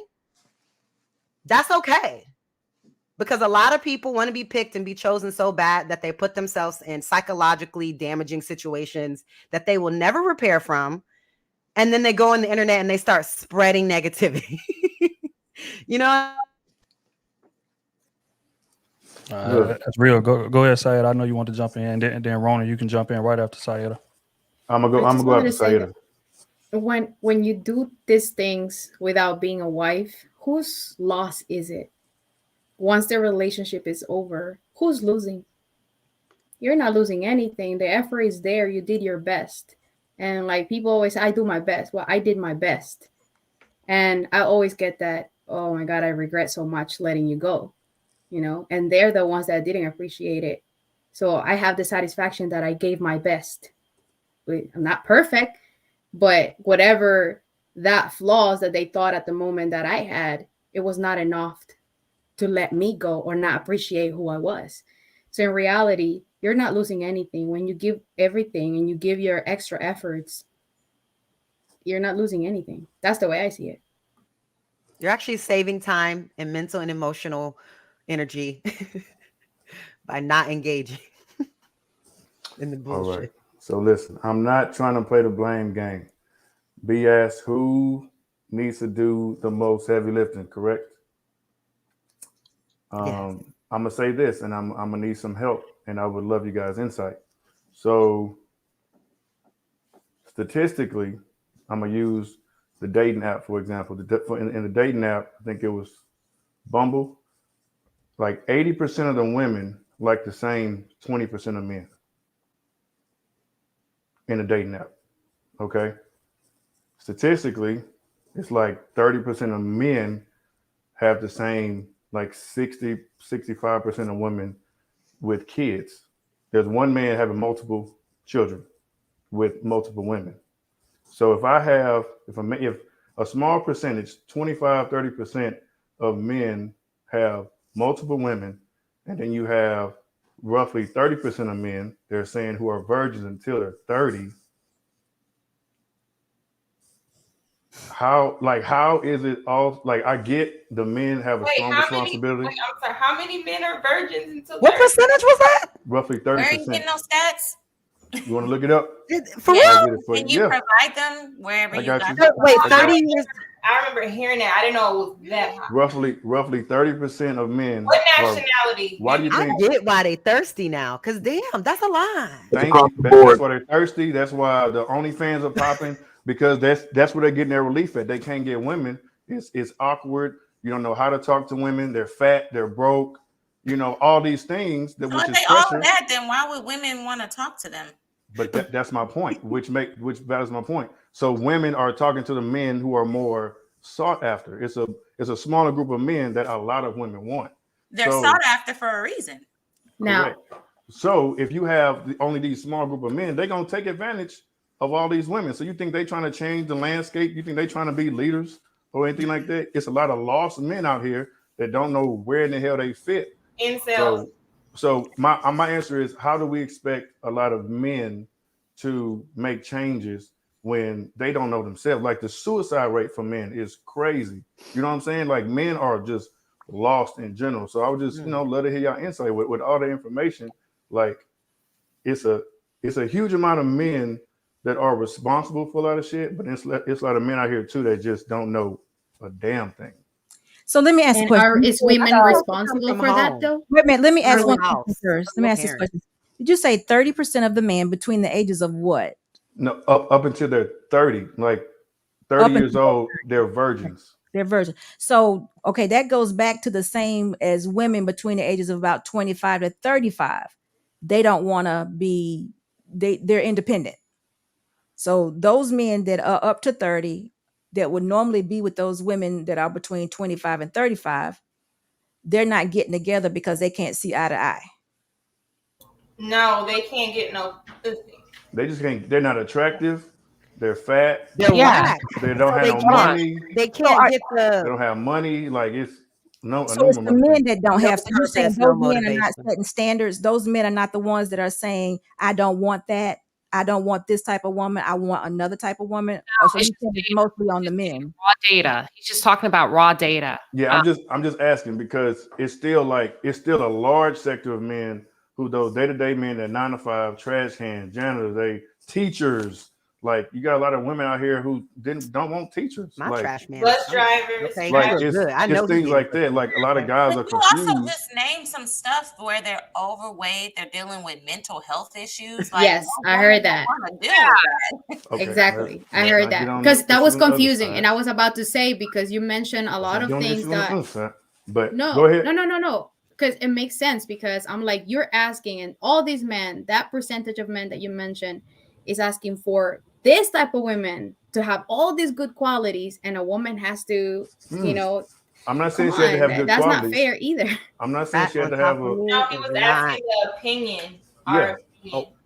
Okay, so just real quick, you are right about the suicide, but white males need that. Black males are actually last. So that's a good thing. Black men, compared to the different races that are killing themselves, black men do it least often, which is good. That's very good. When it comes to the men that are single, we had a panel last night, and one of the guys brought up a good point. He says, we got a lot of males and not enough men. So could it be that 30% that you're talking about are males and not men?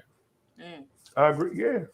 I mean, because in the same thing, just that coming from, again, because of the broken homes and the broken families, the women were told to, hey, you don't need no man. You need to be able to go out here and survive and things like that. We can be honest and say a lot of men were coddled. That's just what it is. So when you get older and you start being around these women and they expect you to be a man, and you 28, 30 years old, still trying to find yourself, don't know no better, it's like, well, damn, all I know is how to make you happy. I don't know necessarily how to lead. All I know is how to make sure that I'm not on your bad side. But that's because not he up was to raised by a mother. That's not up to the women to fix that, nor should a woman submit herself to a man like that. I think that's where I'm not saying we got that. to focus back on men, talking to men. I'm putting, yeah, and I'm just saying it's because of that lack of male leadership in general. It's the reason why they, a lot of men are like that. Broken homes, those black girls are growing up in those broken homes as well. And as much as men saying they got it hard, talk to some of them daughters and the mother relationships. That's what I'm saying. Y'all were like, it was almost like, even though we can say women have safety nets, y'all were pushed to go get it and you not need one. Whereas the men, it was like, we know men have it hard. So like, I know, I won't say all my people business, but I know somebody right now that live with my kinfolk, 50 years old, at home. You know what I'm saying? So like, it's no excuse for that. Maybe that's why the women nowadays are so hard on men, because they grew up seeing brother didn't have to wash the dishes. Brother could stay out late. He didn't have to clean up his room. Mama cleaned up his room. So now a lot of women are looking at men like, no, I'm not pacifying your ass anymore. You need to grow up and be a man and know we're not paying attention to y'all. So therefore, those are the ones that's probably left as being virgins and overweight and not taking care of themselves. Maybe those women don't want to mess with those type of men because they've been pacified their entire life. And a lot of women are like, I'm not dealing with that. I'm not babying you no more. I'm not your mama. I'm not taking care of you. If you want a wife, act like you want a wife and be a husband. I'm not your mom. So those men are definitely getting left behind. Mm-hmm. Even just with the cooking thing in general, feeling like that's a woman's role, you know, it's just not. You know what I'm saying? Like cooking is an adult thing. So when like men are coddled like that, they develop a different perspective on what femininity and what women should do in their lives, and they don't see it the same way versus men that kind of are raised in a healthy situation where they're also emotionally developed. Like I don't think men get any like attention in terms of emotional and development as a child. It's just kind of like do your chores, do sports, you know, but like they're not interesting. They're not taught how to be interesting. Like women are taught to be palatable to a man and talk to him this way and be funny, and like, you know, you're taught like more character and how to develop your character as a person. And I think boys aren't. It's just like stop crying and clean your, you know, go to school, and just I don't know. I don't feel like it's much development along with the single parent household. You know, I think if a man is in his traditional role, like they mostly want to be, if he's doing everything he's supposed to do in that role, a woman is not, a wife is not going to mind cooking and cleaning because that's her particular, you know, role in that marriage. She's not going to mind it. It's not saying that he won't come in and help, but she wouldn't mind that at all because he's totally taking care of everything that he's supposed to do. And she's not going to look for him to come and help with the things that she's supposed to do. Traditionally isn't what I'm talking about. She's not going to look for it. It's going to be like, understood. Okay, I got the nurturing. I got the cooking. I got the cleaning. But guess what? He's doing the heavy lifting. He's doing all the heavy lifting. So it's just going to be understood. I'm not going to ask him to come in here and sweep the floor because I cooked. It's not going to be something. Now, if he comes in and just sweep the floor because he feels like it, that's, you know, a plus, which I know good husbands would. But it's not going to be an expectation. But that's where we have to redefine traditional, like B. Taylor was saying, because like the households that are like that, I don't know what the statistics are, but if I had to guess, it's less than 20% of America. Most marriages and most households, both people are working. And there's this polarizing place where it's like you're free and you don't have a man, you don't need a man, or you're a wife and he does everything and you cook and clean, when there's not enough conversation about how we manage. The both of us go outside and work. The both of us have to help with these kids. The both of us have seasons in which we're able to do certain things because we both have to contribute here. And so there's not enough conversation about that conflict resolution in order to work through that, when that is how most people are living. All people are hearing is one of the polarizing sides, and they have a warped sense of view on what it's supposed to look like. You don't redefine the traditional. You're supposed to be within that plan. See, what happens is the woman's the one mostly that wants to redefine the traditional. I'm not saying don't work, but whatever your husband has his plan for you to work in that traditional lineup or in that traditional order is what you do. It don't supersede that. It doesn't. You don't have to have that corporate job. How many men are actually able to do that and provide a job know for their wives? Because statistically speaking, a lot of households right now. I know a lot of men. I think the median income for in America right now is $65,000. I was given those stats but see, not the too thing long is, ago, and I think a lot of people need two incomes to provide for their household. So if the woman is working and the man is working, you can't sit here and tout and say, "Oh, I want traditional," but you're not providing any. You need your wife to work. You need your wife to work to pay those bills. No, so absolutely, you don't. Because if your husband, if you married a man that has average income and he can only afford a 1-bedroom house, that's where you live until he gets to the point where he can afford a 2-bedroom house. If that's not the man for you, then you don't marry that. So if I'm already working No, You no, don't. no. Wait a minute. Taylor, Hold on. hold Wait a on. minute. Because a lot of I'm men, supposed to stop a lot working. of men who don't want that It's, either. it's They don't want to live in a one-bedroom okay. house. Well, then they don't want You know what, babe? traditional. If you bring in this amount and I bring in this amount, we could live somewhere decent and not I have to agree with worry you, but about that's our not. car being broken into. We don't have to worry about security. We can come home. Your place of home is where your peace is supposed to be. So when you're out there fighting the world and you come drop your bags at the door, your home is supposed to feel like home. That's your safety place. And ideally, as that sound, men, if they know their woman is bringing in a certain amount of income, they're going to be like, okay, with my income and your income, we could live here instead of just my income by itself. But that's not Especially if you traditional. have skills where If you your, can if your earn. husband is requiring you to bring in a certain amount of income in order for you all to live, that is no longer traditional. He has now created a partnership within marriage, which some people live in. It is A quite lot all of right, people live but like that's not traditional. We shouldn't use the word traditional I didn't for say that. traditional. No, I I'm said that a lot of saying. No, okay. I'm just saying we shouldn't use traditional for that. That is what you call a partnership. And Yeah. that's what men are complaining about. That's what men are saying, that women are out of their role, because in that you now have a larger voice and you want to say what happens when my money is doing this. Now, if you did that and you came home and put all the money in one pot, maybe he could work well with it. But if you're calling the shots over the money that you're making, that is truly a partnership. It is not a traditional marriage. And most men, when I hear them speak, they want more of a traditional marriage. But again, They can't you would afford have to it. live They in can't his afford community. it. So They they can't think not afford it. want I a think traditional they wife. want a traditional marriage, but women don't want to stick with the lifestyle that can be provided with that No, specific budget.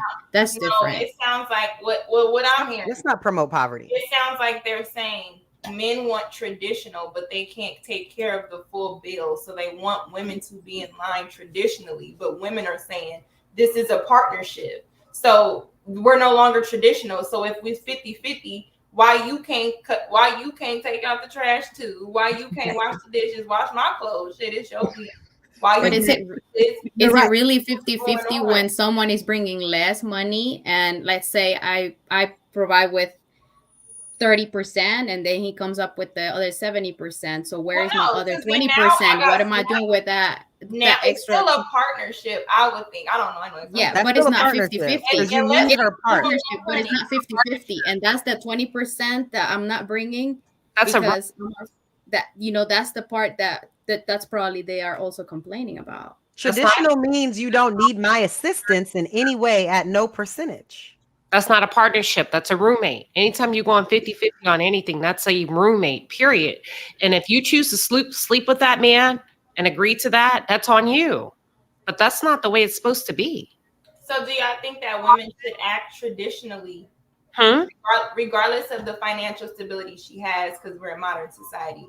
I think that a man, even if he can't fit the full bill, if his character and everything and he's on and he's the man's man, I think she should still act in her traditional role. I think the only thing that's not traditional is the financial aspect. So in order for you to behave in a traditional role, you have to be in a traditional environment. Everybody has to adopt your same. You can't pour in half of the recipe and they're adding something completely different. It takes the word traditional out. Right. So does that make him a man on all these things we talk about? It has nothing to do with his manhood. Does that not make him a man in that position just because he only makes? It has nothing to do with him being a man or not being a man. It has everything to do with the course and the direction of the relationship. But Lucky, you know what? It can work. It doesn't have to be traditional, long as he's like she's saying. No, it doesn't I know that. It doesn't. I'm asking because I hear traditional, but we instantly think of financially. But we can always look at, even in those times when women and men work, they still came home and they still did their duties. So what is different today, where because I'm working as well, that means when I come home, you still don't get 100% of a woman that's fully your woman. Like, even if you're a man of character, if you a plumber or whatever you are, and you living in the house and you taking care of your duties. Not saying, I don't know if it's like you need her, or maybe I need to understand it. Does he need her money? Yeah, Most that's men do. Or is he putting her 50% towards a bigger purpose, like retirement, vacay? You know what I'm saying? Whatever. I need to understand this. Like, is that's it? two totally different things. In your If he's relationship. requiring her money to make their living situation month to month, that is a partnership. It doesn't have to be 50-50. He's requiring, in other words, if she wasn't there contributing that, they couldn't have this. That's totally different than him having a plan and saying, okay, babe, in this particular plan, I need you to work 30 hours a week and bring this money home so we can have a bigger plan. That's totally different. Your husband is still a man, even if he's broke or even between jobs. He doesn't have to have a fortune to be a man or a husband. I It's was just, thinking that 50-50 because when she mentioned 70-30, because we can't stay at 50-50, but are you saying the men that need you 50-50 to death do us part? Or is it like 50-50, then 3 years later, work with me, we 70-30, and he's growing, like, or we just at 50? I think that's the goal for most men. Like even at my job, most of the older men that are like, my goal is to retire my wife by this time. Like that, like most men are working hard in order to earn more. So as their wife grows older in age, they can retire her, and it can get less and less in terms of her contribution. And she can spend more time with the grandkids and more time, I don't know, decorate. It's Christmas coming, right? But I do think it kind of goes back to when we're talking about the role, well, not the role, what do we say, the place or order. I think that it depends on, again, what the husband thinks the wife's space is, because some men like Ricky believe that space is to preserve, and then some men, like I said, think that space is to cultivate. So depending on the man, I think that also depends on the situation as well, because some men are looking for not just a wife, but a partner, meaning I gave you 2 quarters. Your job is to use whatever skill set God gave you that you came into the relationship with to turn those 2 quarters into $1 while you at the house or while whatever, so it just depends on the man as well in terms of what he's looking for, because that'll dictate his plan, the percentages, and all of the stuff. Hey y'all, real quick. look, Hold on, real quick. Queen, I'm gonna let you go, and then we're gonna get to paying these bills. We gotta play the clip before we get up out of here. And I'll make it really quick. So, back to your question. Traditionally, both the men and women came from wealth based on affordability, right? But we used to talk about there was an intercessor. The man wouldn't even receive a chance to get at the woman until she got with her father. Her father would vet out the men. But based on the man's affordability, the woman sometimes had more wealth based on her family's name, and then they would marry off, and her contribution to the family is similar to what we do in corporate America. We just turn it back into our family and our home, and we pour it into our children, and we teach them, we build up the family business. So it still hasn't changed so much so. We just got to get our minds back on track. Women still have money. That wasn't different. They still worked in different ways. She wasn't sitting at home just being lovely. She was still pouring into the family. She was still pouring into the garden, whatever that was, homeschooling.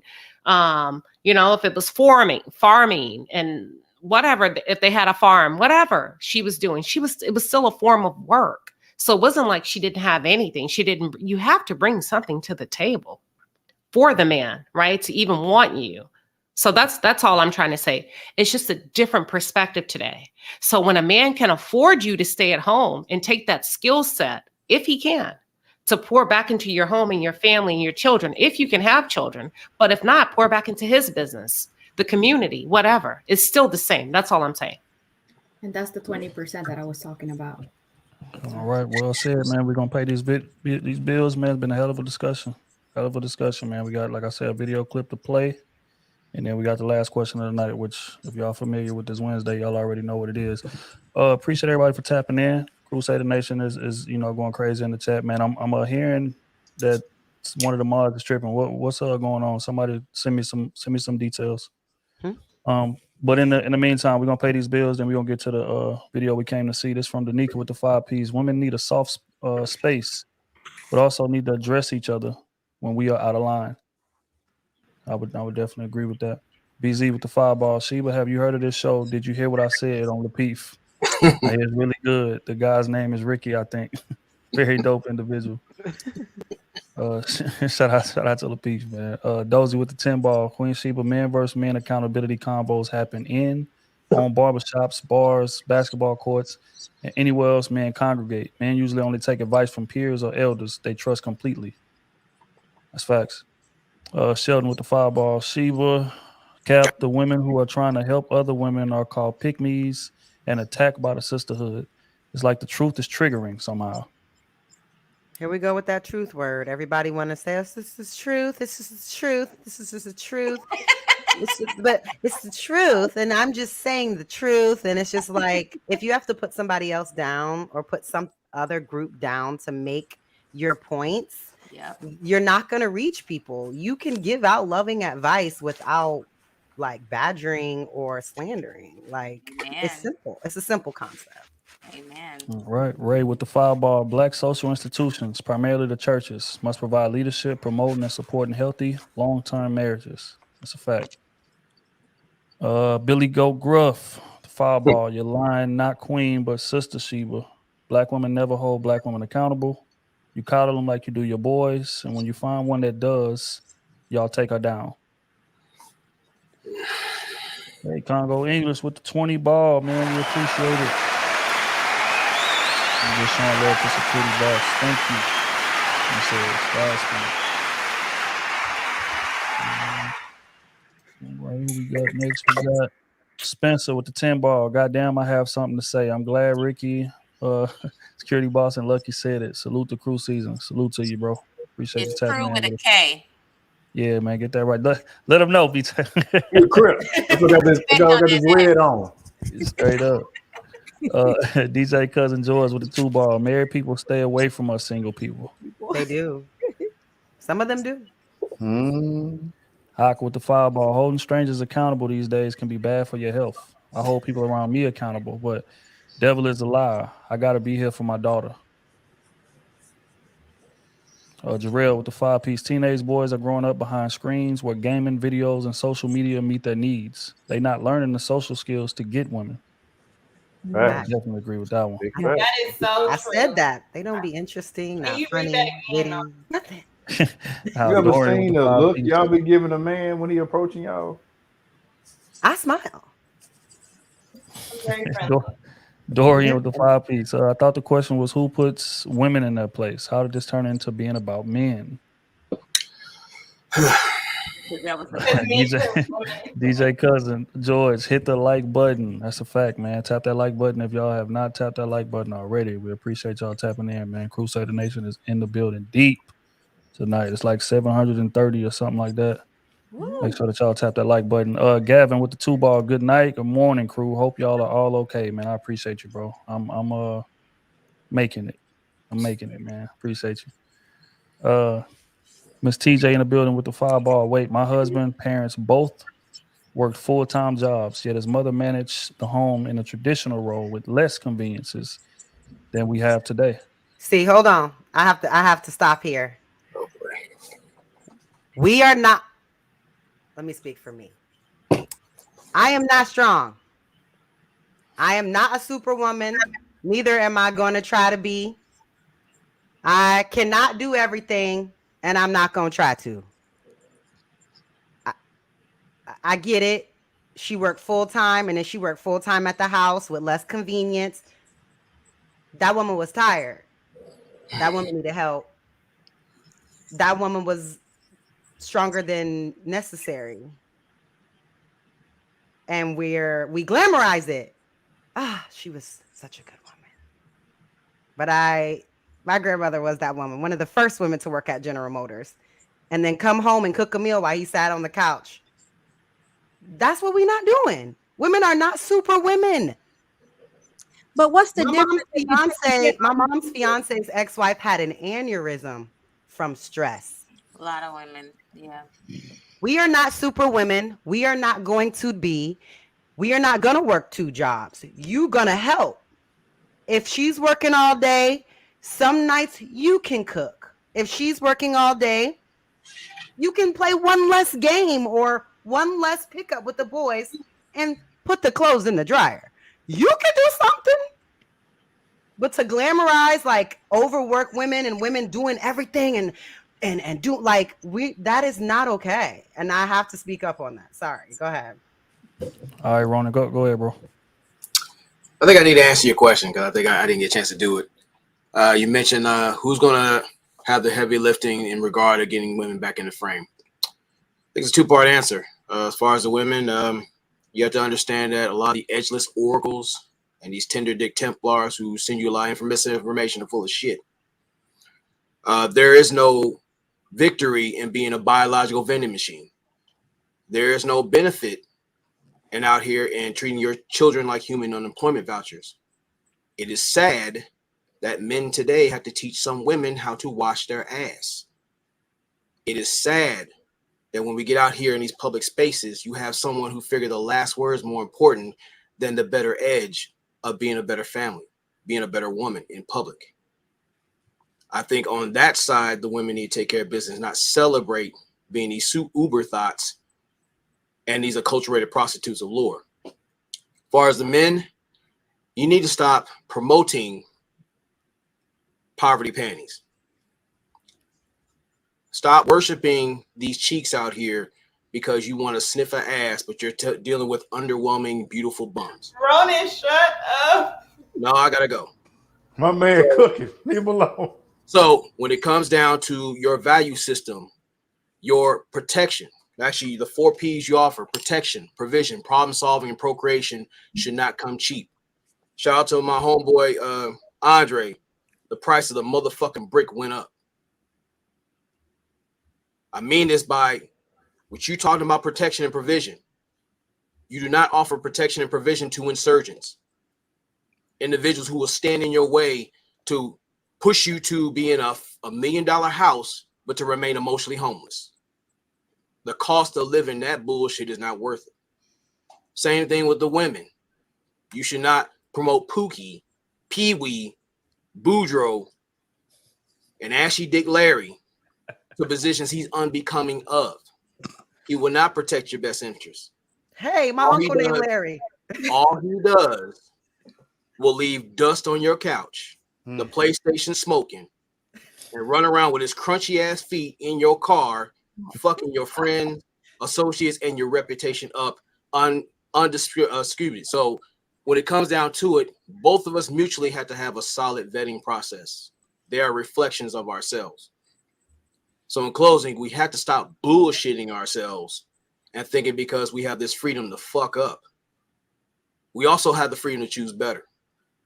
We have the freedom to have better representatives of ourselves, our healing, rather than these promoters of trauma porn, feel porn.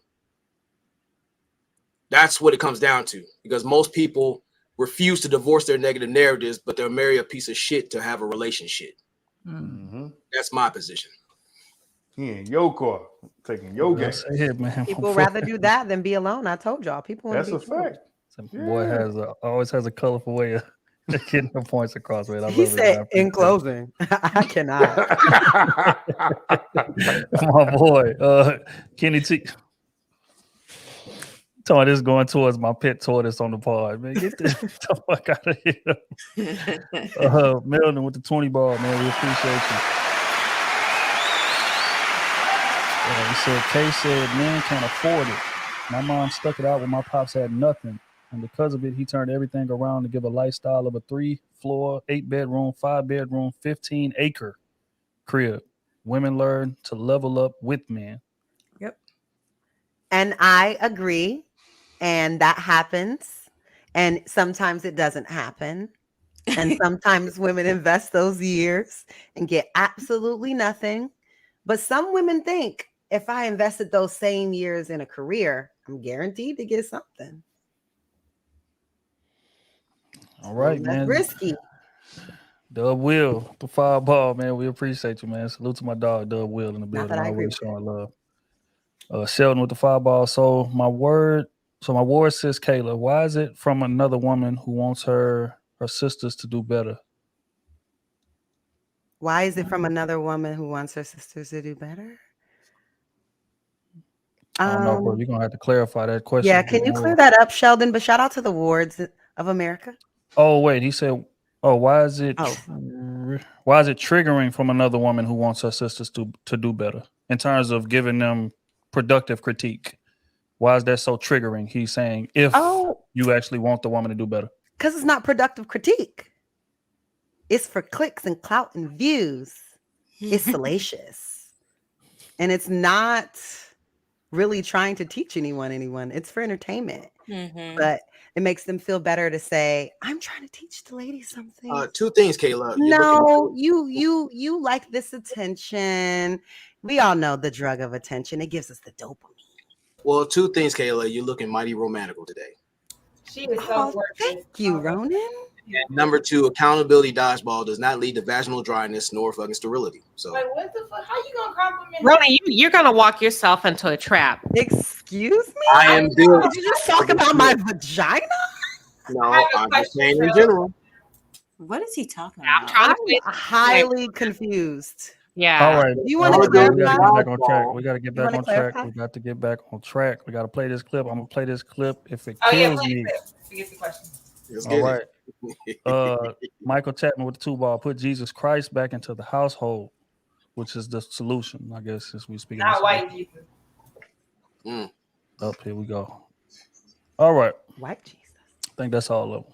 So we're gonna get to play this clip. Then I want to get y'all's take on what the young lady had to say. We've been speaking about putting women in their place. A lot of women feel like they don't even respect a man if he's not capable of doing so. So we're gonna play this clip, and I want to get y'all's genuine response. Oh, we coming right to you first as soon as the clip is played. So be ready. After all the bad boys that I dated, I thought, you know what? Let me just date the good guy. And that didn't work out because I felt like superior to him. There was no sexual polarity. It just didn't work out because I felt like I was the boss. I felt like Did you find yourself snapping on him and getting a little bit more disrespectful than you normally would? very. That's typically what happens. Yeah. And I did things to him that I wouldn't do to Katie. And it's unfortunate because he's the good guy. He didn't do anything to me. The problem is that he didn't put me in my place when he should have, whenever that was supposed to happen. At some point in our relationship, he didn't put me in my place as the woman, as his woman, and he didn't show me that he can lead. So I felt like I was leading the entire household when it's really supposed to be him. That man wasn't able to put me in my place, which caused me to run amok, which caused me not to respect the man, which caused me to do, a bunch of things that are not conducive to a relationship succeeding. I'm interested in hearing y'all's take on what she had to say. Can I go first since I have to log off now? Andre. I'm gonna go ahead and answer Oh, that's right. and I'm gonna have to log out for the night. But it just sounds like she's a very toxic woman. She went from one relationship to another relationship to another relationship to what she thought was a good man, only to jump in that relationship. Nothing changed about her and her mindset to make her even be open to a healthy relationship. Why would a man need to put you in your place? Why are you getting out of place? That's a problem because we don't even know what that looks like. A lot of women say, I want a man to put me in my place, as in, I think she worded it wrong because it's kind of confusing. She says at one point, I want him to put me in my place, but then she talks about how he couldn't lead and how she was leading the relationship. So I think a lot of people on YouTube, they say these talking points, and I don't think they're getting their message across correctly, because in one word you're saying he couldn't lead. You had to lead, and you got tired of doing that, and you wanted him to put you in your place. That's two different things. Putting a woman in her place is a woman that's out of line, a woman that's being disrespectful. You should never be doing that, no matter who you're in a relationship with. I don't agree with that. If you're feeling like somebody got to put you in your place, that's for you to put yourself in your place. That's not, you're a grown-ass woman, you're a grown-ass man. Nobody should be putting you in your place. Therefore, check yourself. And that calls for therapy. That calls for therapy. Now, going back to what she think is a good man, a lot of women will be in these toxic situations and then hop to a man that's not in the streets and call him automatically a good man. Maybe he fit the description, like he has a 9 to 5, he's not in trouble, he's not running the streets, but that doesn't necessarily mean he's a good man or he's a good man to be a leader. So she's saying two things in one, but I addressed the out of line thing, putting herself in her place. Now to address her saying he wasn't a leader, then that maybe he's just not a good man. Maybe he doesn't know how to lead. I don't know that extent of that relationship, but she's saying two things in one, so it's a little confusing. But that's just my take on it. All right. Oh, we need to hear it. Come on, dive in there. She said that man wasn't putting her in her place, so she had to, violate. B. Taylor, we appreciate you. Until next time. Yay, I'll be back. Bye. All right, see you next week. Man, take your time. When I hear that, I automatically think that she needs structure. It's not that she want to be put in her place. She wants structure. She's lost. But I will say, I guess, I don't know, but I guess women just like to use, I don't know if they like to use word handle or maybe they just don't know the exact word. But there's been plenty of times where women said they want to be handled. Just on our Battle of the Sexes recently, she said, I need a strong man to handle me because I'm a strong woman. I need a strong man mentally to handle me because I'm a strong woman. To me, that sounds like it's problems involved. To me, it sounds like there's some stubbornness involved. You know what I'm saying? It seems like it's going to be a lot of redirection when you say that. But I just think for the most part, they want structure. And, I always like to use music. Like, for example, Megan Thee Stallion. Handle me. Who going to handle me? Like, you know what I'm saying? Like, that's a lot of women's mind frame. Who going to check me? My personal example is, first of all, it's the reason why my name is Andre.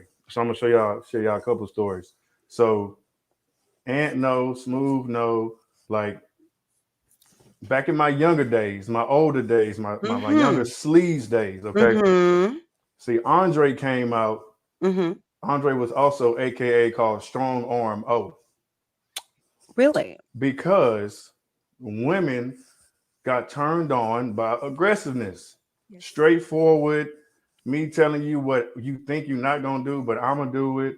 Just me taking control of the whole situation. Like, for some reason, women like that. Yes, they do. So just that being handled part, that aggressiveness part, that assertiveness, that confidence, like they like all that. And for some reason, they turn them on. So I got the nickname Strong Arm Mo because, like, I was like, girl, okay. So I let her talk her talk. I still finesse my way to conversation number or whatever it is. So yes, they want to be handled. And they also like it, but I think it's more so structure. When you're talking about relationship, I think it's more so structure. So I agree with what you're just saying. Women do want to be handled. They do want that man in authority. They want that discipline. They want that structure. They want that aggressiveness. They do want a man to tell them what to do in a kind of a sexy, smart way, though, not abusive. But far as the young lady in the video, I think she's a modern woman that probably was career oriented or OnlyFans or what have you. She had her own money, and she just wasn't going to allow him to tell her what to do. And he was probably more of a laid back type of guy and a good guy, as far as being a boyfriend or in a relationship with, probably wined and dined, paid for everything, treated her like a lady, opened the doors, did all of that. And she just couldn't recognize it to be what it was supposed to be because he did not have that aggressive side to him. Yeah, I would agree. It goes back to what I say all the time, man. Women can say what they want, but a little bit of toxicity is attractive to them. Yep. It's just what it is. We can sit up here and say, hey, I want a man that's considerate. And I want him to be thoughtful. I want him to be about me. I don't want him out in the streets. I want him to be home. I want, flowers every day at work, good morning, text every day. But fact is, if you look at these women's resumes, or as Rona would say, vaginal resumes, oftentimes there's way more toxic men on there than the men that they say they want, right? But he just didn't get the lesson. So I think as a man, when you come in and you're doing things that your, parents may have taught you to do, a mother may have taught you to do in terms of like how to prioritize a woman you like, go above and beyond. You show that woman and you do this and you do that. Fact is, most men got to learn the hard way. When you go outside, that shit is not going to get you the results that you want. That's just honest. So not saying be all the way toxic, but you got to find some type of balance. If that woman does not believe that there's a bit of toxicity in you and there's a bit of, I will walk away from your ass. This is like, if you violate me, you will be replaced. You can be replaced and you will be. If she don't believe that, she'll never respect you. So, all of those notions about, the man has to love the relationship, love the woman more for the relationship to work and shit like that. This is the result of that right here. So we both have to feel privileged to be there. If we don't both feel privileged to be there, these type of things happen. So, as a man, you have to find that balance between toxicity and then being a stand-up guy and giving that woman what she wants. And if you don't, good luck. So basically what we saying is that women know what a good man is, but they don't like it because it's not toxic. And it's boring. Just making sure. Yeah, it's not about toxicity. Just don't be boring, I think. Right? Thank you. I'm sorry. But y'all say y'all want a man. Both of y'all are lying. Let me tell you why. Because we don't like toxic behavior. We like excitement. There is a difference. Toxic means that he is disrespectful. Mm-hmm. He doesn't know how to express his feelings. He's probably the type, what's wrong? Nothing. What's wrong? Nothing. Like, he's probably an issue. Exciting men always keep you excited, right? Like, I'm not saying you always got to be entertaining like you a damn clown. But what it is like, it in the video, just to respond to the video, she seems like an issue. She just seems like, because she said he couldn't put me in my place. She's looking for a man who already, she entered the relationship showing her level of respect for herself based on the fact that she was doing everything she felt his role was. So therefore, she was in his place and she's trying to be back in her place because she's waiting on him to what? She said she had to lead the relationship. So therefore, she started off wrong. So how are you looking for him to be something other than what you allowed?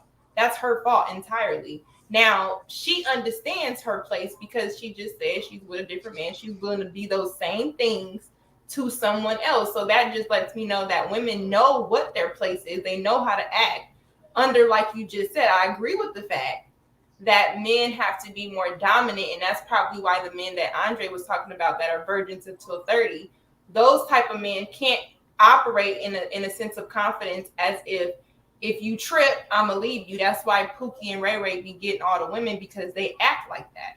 They act like all I got is 5 minutes for you. All I got is this. Even if they not doing nothing, they act like that. So I don't want y'all to say we like toxic behavior. We like men who aren't just boring. Like, we want you to be enthusiastic. We want you to be exciting. We want you to be happy to be in the relationship. Don't just, whatever you like. Oh, okay, what you want to do? Yeah. Well, you want to do something? I don't know what you want to do. Like, no, that's not what we like, because it means that you're not thinking about anything beyond. We don't want you to slap us. Toxic sound like Ike Turner. That's true. That's what I'm asking, because words matter then, right? So, fellas, what's the lesson? You see what I'm saying? That's why we need to be able to express exactly what we mean. I think, if I may, I always... Go ahead, babe. I'm sorry. Sorry, I always like to relate or give an example with something that we can relate with. For example, if you work in a company and then you have one manager and that manager has to go, they get fired or, replaced, whatever, and you have another person coming in, you feel like you know more than that person. Oh, I know how to do the job better. Why they didn't pick me or whatever. You feel like you have more power or authority than that person, and you're questioning their leadership. Probably the other was more bossy and this one is more soft and pathetic and then trying to understand you, and then you think that is fake. But that person is only a different type of leadership, and we all constantly think that we're questioning their leadership, and we don't even give it a chance for that person to show, because that person was just saying, the girl is saying, hey, he was doing this, he wasn't doing that. But did you give him the chance? Did you tell him? For example, I don't like for my men to call me, you're the boss. or you have the power, or you have the last word. I don't want to have it. Why? Because I am already bossy. I'm being serious about this. I was the first child and I was in charge of the house when my dad was not around, and all my siblings, they had to listen to me. So I was born as a first grandkid, as a first kid. So I had a lot of responsibility over my shoulders since I was in little. And I didn't want to have that. Now that I'm grown, I don't want to have more power. I don't want to have that responsibility. I don't want to. But I'm not going to follow just anyone. I also want to be mindful of the person that, and we're also, men tend to confuse leadership with just having power or control over someone, because a leadership influence someone. You don't have to tell them what to do. You can influence that person. You don't have to tell me you have to do this. My dad doesn't have to tell me you have to do the dishes. He will actually start doing the dishes and just look at me like, yeah, that's how I understood that he would not tell me twice. And he didn't ever have to tell me again. So, there's a lot of problems with the leadership, and we're confusing who is who. We're not even giving the chance for that man to grow or show us his side, because we're already just focusing on the negativity. Go ahead, Queen. First of all, who in the hell is KD? And the only thing I could come up with was That's her new dude. That's her new dude.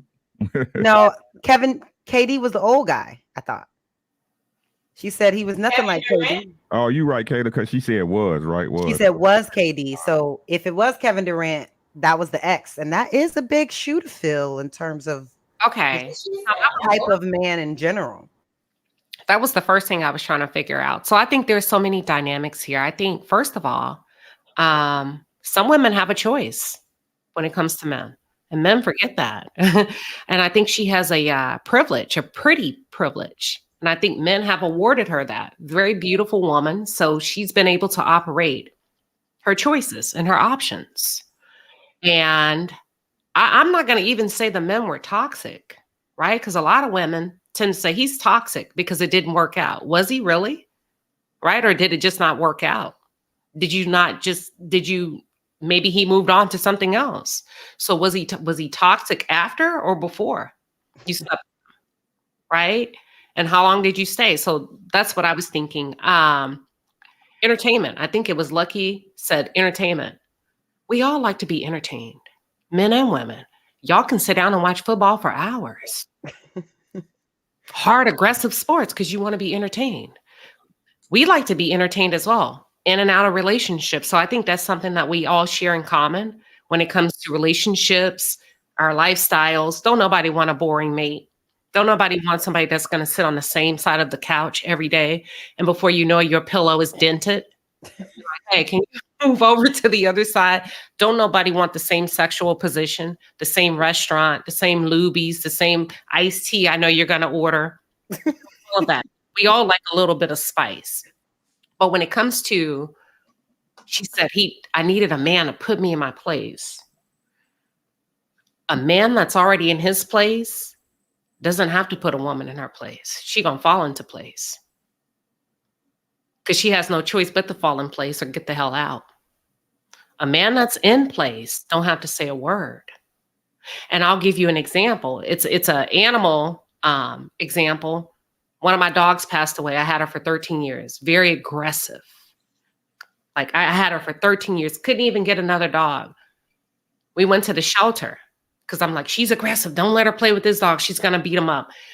Long time. We went to the shelter to pair her with another dog. And they brought out a pit bull to meet her. My dog wouldn't even look at that pit bull. And we laughed so hard. We said, you'd have met your goddamn match now. That dog would have tore your ass up. And we laugh about it because she knew to fall in place. So a man and I know that's a weird example, but a man in place don't have to say a word. We're going to fall in line. And I chose the name Queen Sheba for a reason.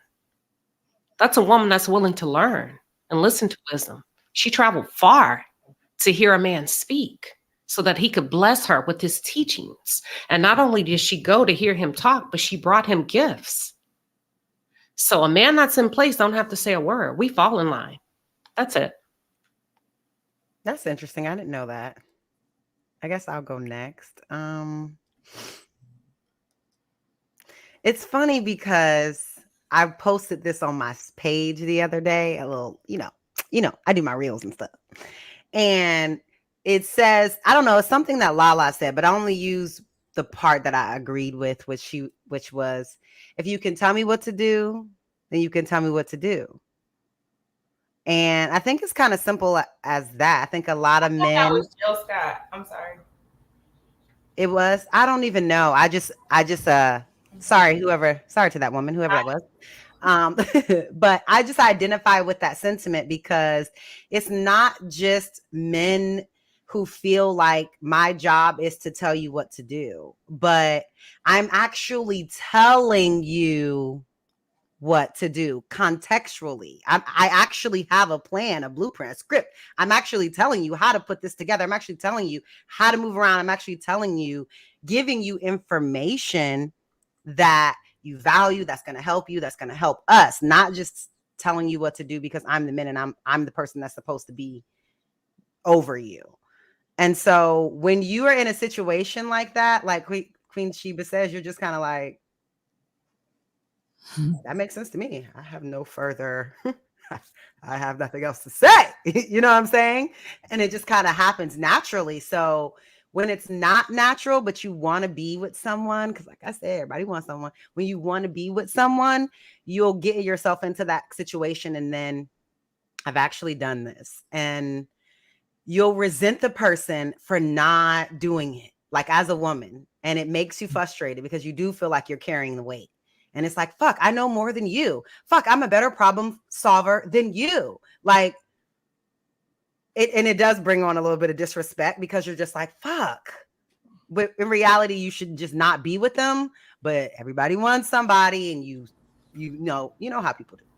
Kayla, so that's what I think. Yeah. Kayla, do you think that sometimes you can possess certain traits that can add to the relationship and help him out? Maybe he has, like, if he's unable to do those things and you are, but he's stronger in other areas, do you think that you'd be able to make it work? Or it's like, oh, he don't know these qualities and I do, so it's done. No. I do think that whatever the qualities are that he knows, though, they have to have more value than the ones that I know. I know a lot of things. You know what I'm saying? I know how to pair some wine. I know how to do some marketing on your Google ads. Get at me. I know how to do a lot of things. You know what I'm saying? But like, Bay knows like about investments. He knows about like even reading people. He will like call a situation right before it happens and be like, I told you that I was gonna it has to just be more or something. And I want to express to the fellas, right? It's a difference between handling and correction. It's a big difference between handling and correction, right? Your girl, if she in it with you, she should be open for correction, right? Because correction is protection, right? You correcting her, not only you protecting her and correcting her from mistakes that can affect her in the outside world, outside of y'all cipher, you protecting her from herself too. Right now, if this becomes an issue, if this is something that's constant, right? And I understand what the lady's saying. Again, women will fall in line when a man presents that resume, as my boy Trill say, right? And a proven track record. But if you got a female or female that don't recognize these traits, her place is the other side of the door. Mm-hmm. Plain and simple, short and sweet. We don't make problems where there are none. Right? So again, handling, to me, it indicates that she's above correction, that she doesn't take correction. Right? But like I said, we got to start distinguishing the difference between boys and men and girls and women. They out here. That's all I got. I like Ricky. I like that because you kind of handle a kid that misbehaved, but you correct a kid that made a mistake, which is very different. Making mistakes is okay. You correct them. But someone that is misbehaving, you got to handle that pretty much. Yeah, but how do you handle that? Because a lot of you kids gotta that influence. are You gotta influence that for sure. But what I'm Not saying in is no that way person is that already no, bad behaving. no kids that are displaying bad behavior. There's a root. Of You course. need to Yeah. find it. You need to fix it. Then it'll get better from there. But being like, oh, they're misbehaving, I just need to check them. And that's what a lot of adults do. And that's why people in general don't have good conflict resolution skills, because it's just like, you're acting out. Just stop doing that. And they just get to disciplinarian instead of saying, well, why are you acting out? And it would be, Mom, I don't feel like we spend enough time together. Mom, I don't feel like But most we women can have a can't real even conversation about what is really going on versus the results of that. You know what I'm saying? But that seemed like that would be logical if most people were logical and knew how to communicate and articulate their feelings. Most people are not self-aware. So when they're being out of order, you don't have time to be like, hey, but why are you beating my mirror off my car, Kayla? Let's talk about this. No, That's where you have to be more aggressive. You see, you got to handle the and situation. like he said, like those women that need to be put in a place, like you just said, like it's like you with a kid. What do you do with an out of place kid? It's something that the law will not allow for a man to do with an adult woman acting like a child.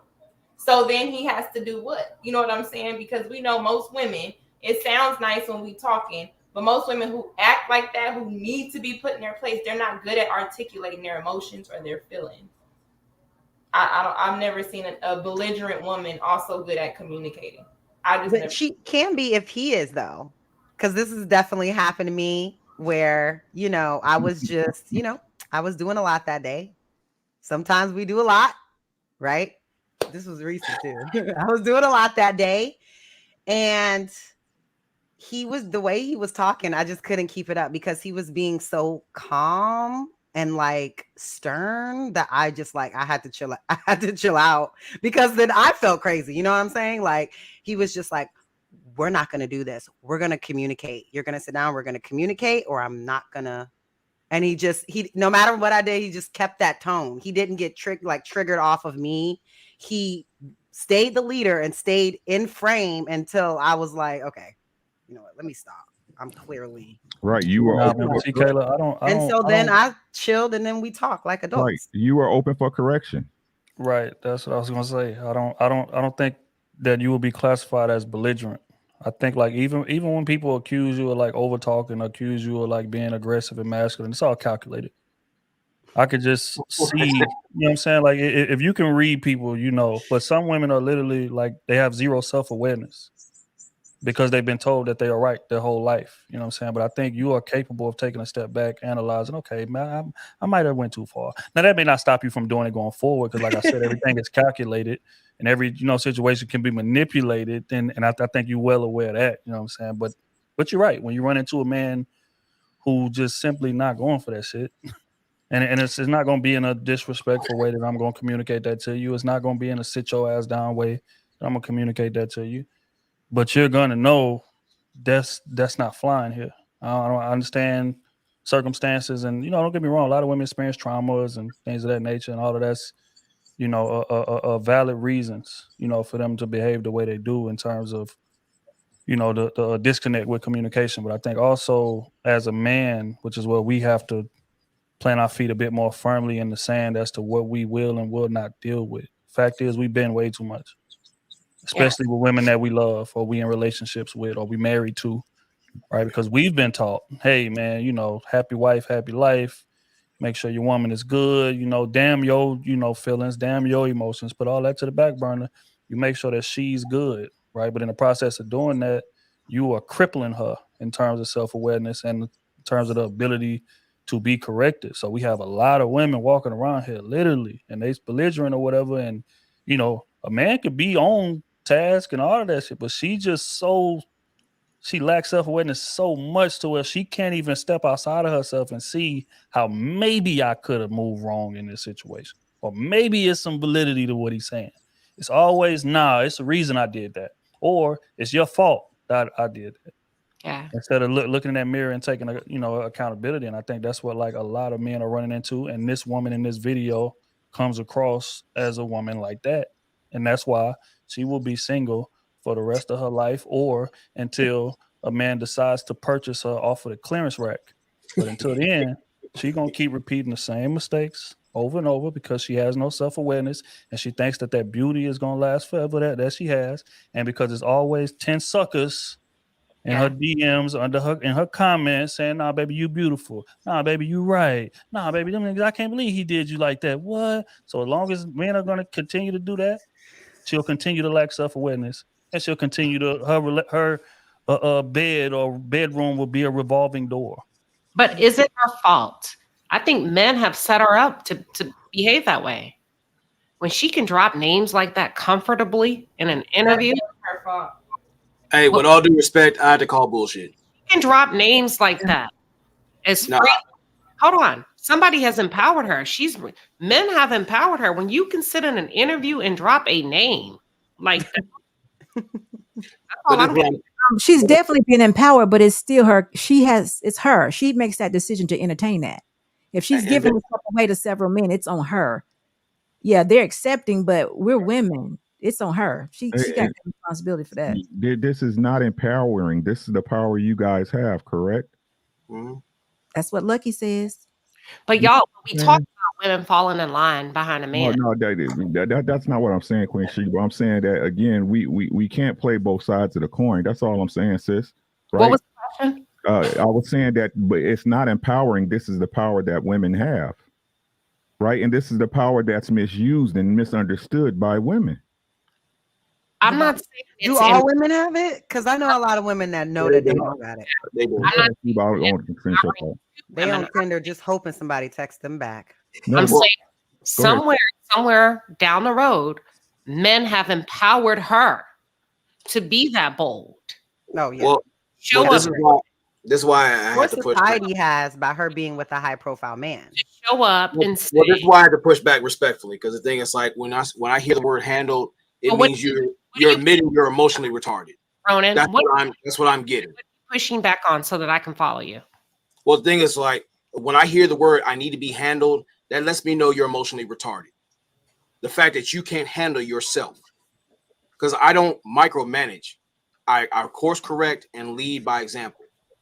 Thing is, like, I don't have to micromanage anybody or stand over him like that. It's like, look, if I'm going a certain way, this is what I'm asking you to do. You either gonna fall in place or you're gonna fall behind the door. That's just it. But there's too many who want to push back just for the sake of pushback because it's entertaining. And I had an ex who said, like, if you don't put your hands on me, I feel you don't love me. Well, I said, well, love the floor, bitch. I'm not with you.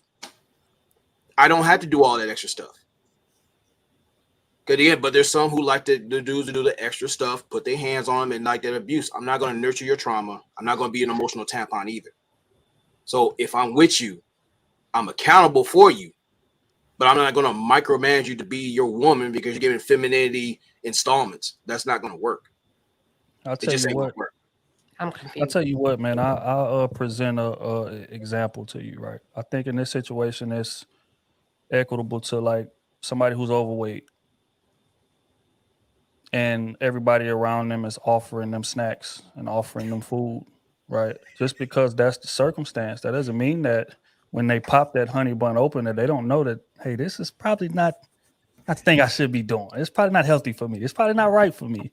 But it tastes good. It feels good to eat.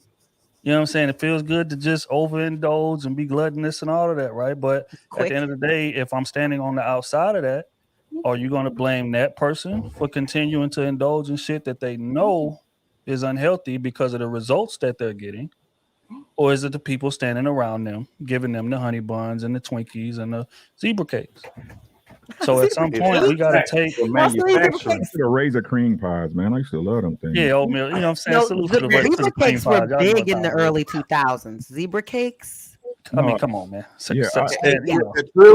I'm glad you brought that point up because, like, for example, for her ex, she complained that she felt like she was getting fatter. So I took the initiative to get us both a gym membership. Now, while I'm going to the gym, every time, like, hey, babe, we going? No, I don't want to get my hair wet. No, you know, I'm tired of all this stuff.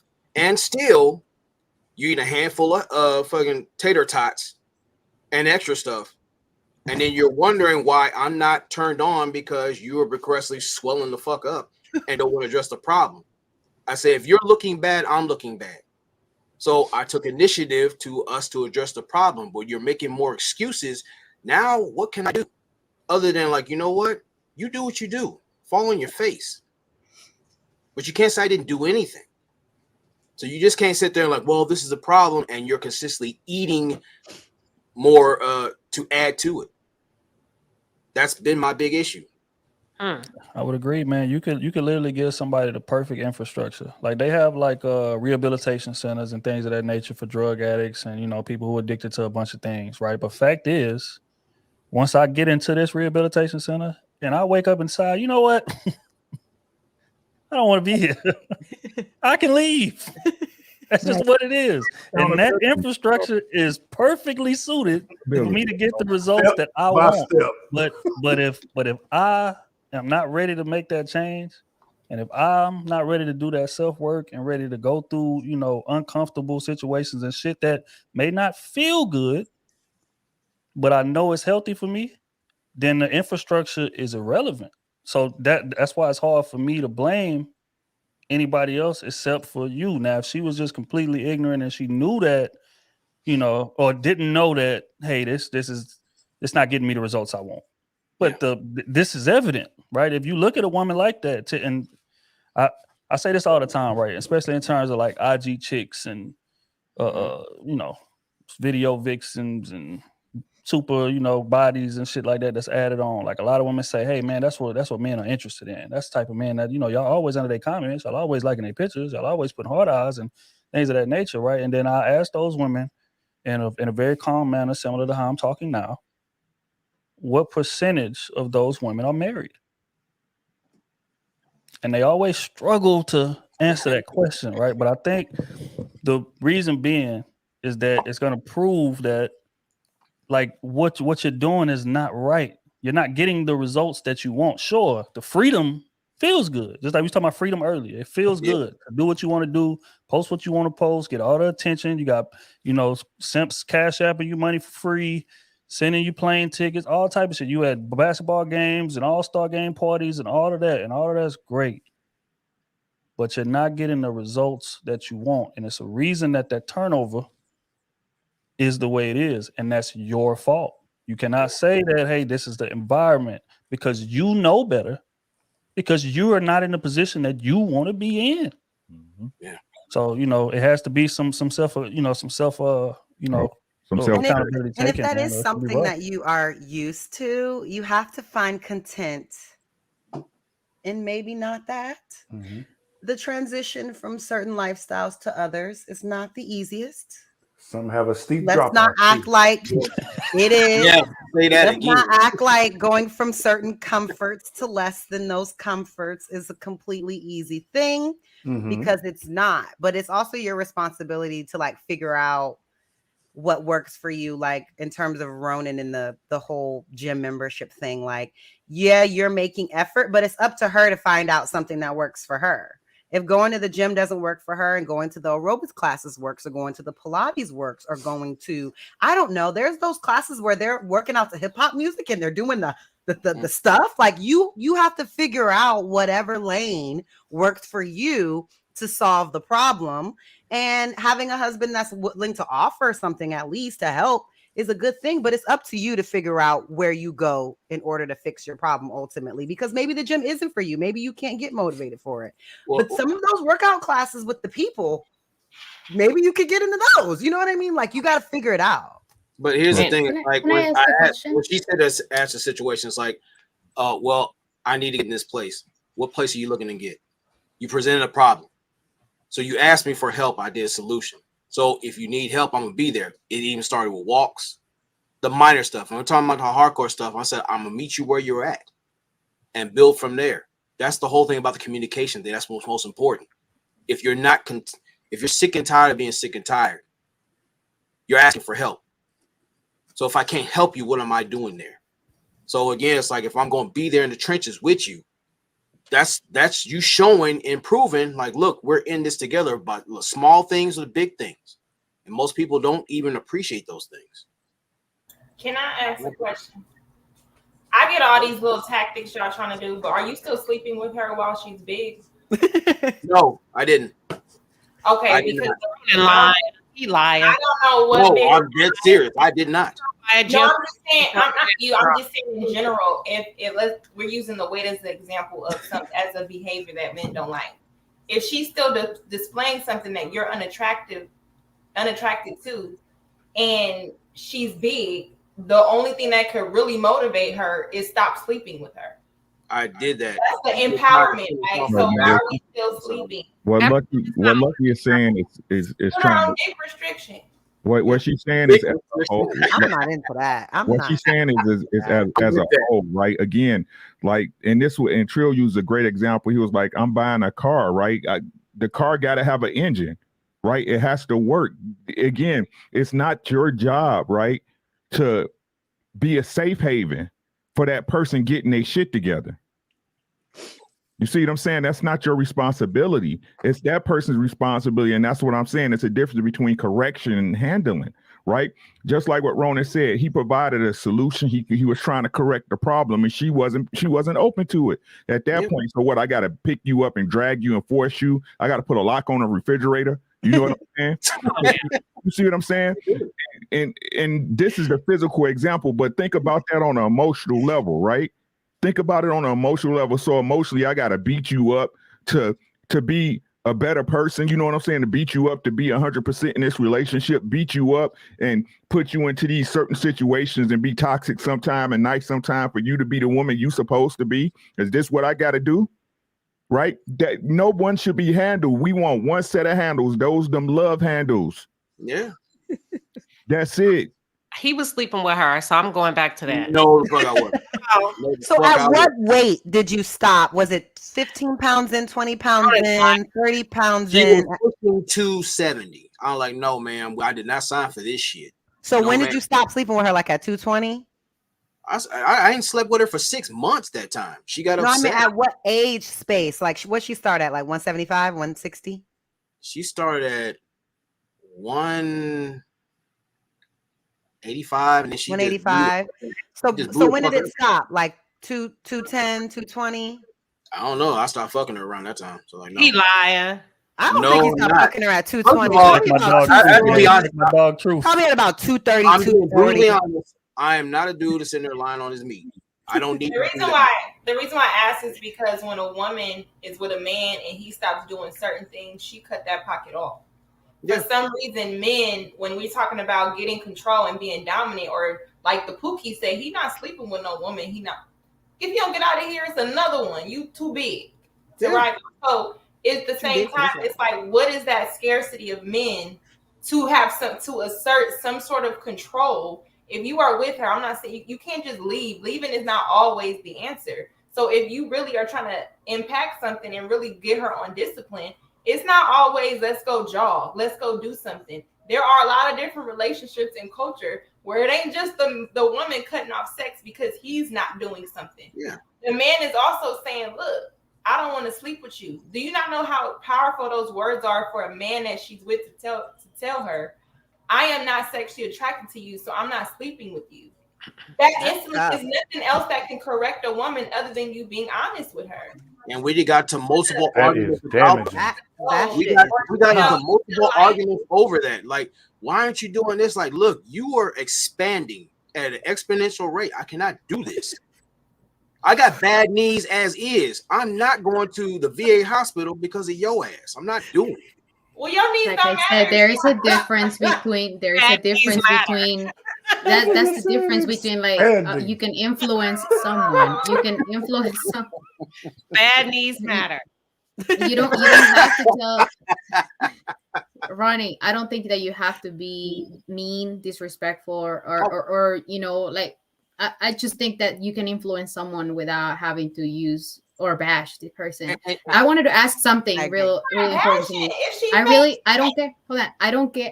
I really don't care about the physical appearance too much. Like, I don't want a shredded man, but I want a man that is healthy. Okay. That it looks healthy. And have you, as a man, been with a woman that you like her personality and everything, but you're not sexually attractive because whatever reason she's too big or whatever. So can you imagine you asking for a woman that qualifies all or has these qualities, and she has to deal with a man that is overweighted, or she has to deal with a man that doesn't do anything. Like, you're asking a lot for us. You're asking, in my case, I'm saying, I know I'm worth, but I do want someone that is healthy. And if we're not there, it's going to be very hard, because it's important that I feel attracted to my man. I want to love my man. I want to admire my man. I want to be in love with my man. I want to look at him and be inspired by him. With But all due respect, some men and most men are not doing that. with all due those things respect, either. with all due respect, it came to progression. I sat there, I tried to be cordial about it, ask questions, and she said that whole not tired phrase, if you can't love me at my worst, you don't deserve me at my best. I said, you're not supposed to get progressively fucking worse. So it got to the point where I had to be blunt. I said, you're not getting it. You want me to sit there and give you a hall pass to fall the fuck off, and I can't do this. You see me working because we talked about it. If you look bad, I look bad. Did she have a baby or anything? No, she was built bad.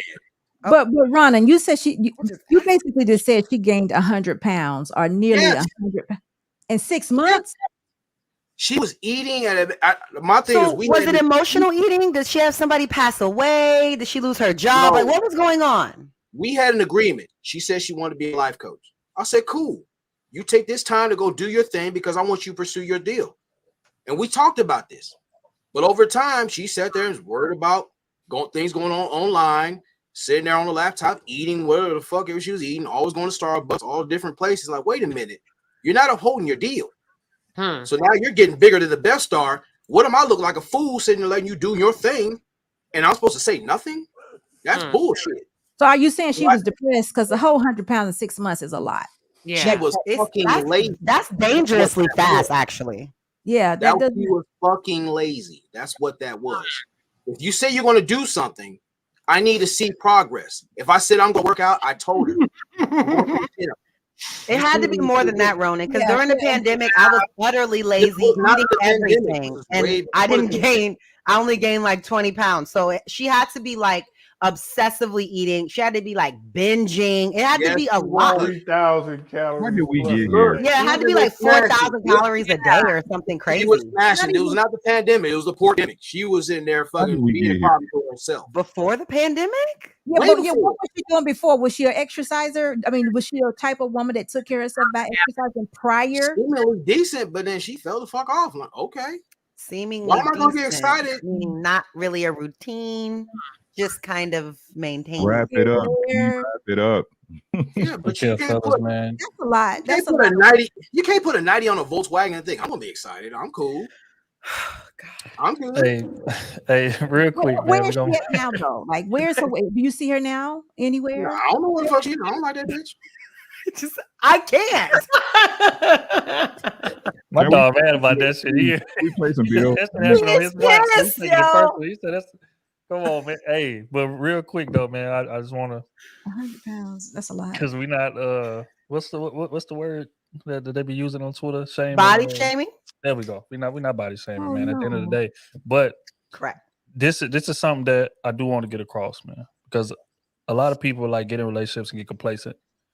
Right, it may not be to that extreme, but a lot of people do get complacent, and I just want to communicate the fact that you owe your partner to show up your best self. This is not it's my decision. I'm gonna think about it. I may get around to it.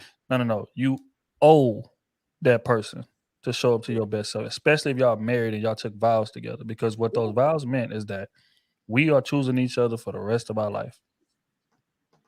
So what that means is that he isn't entitled to go out there and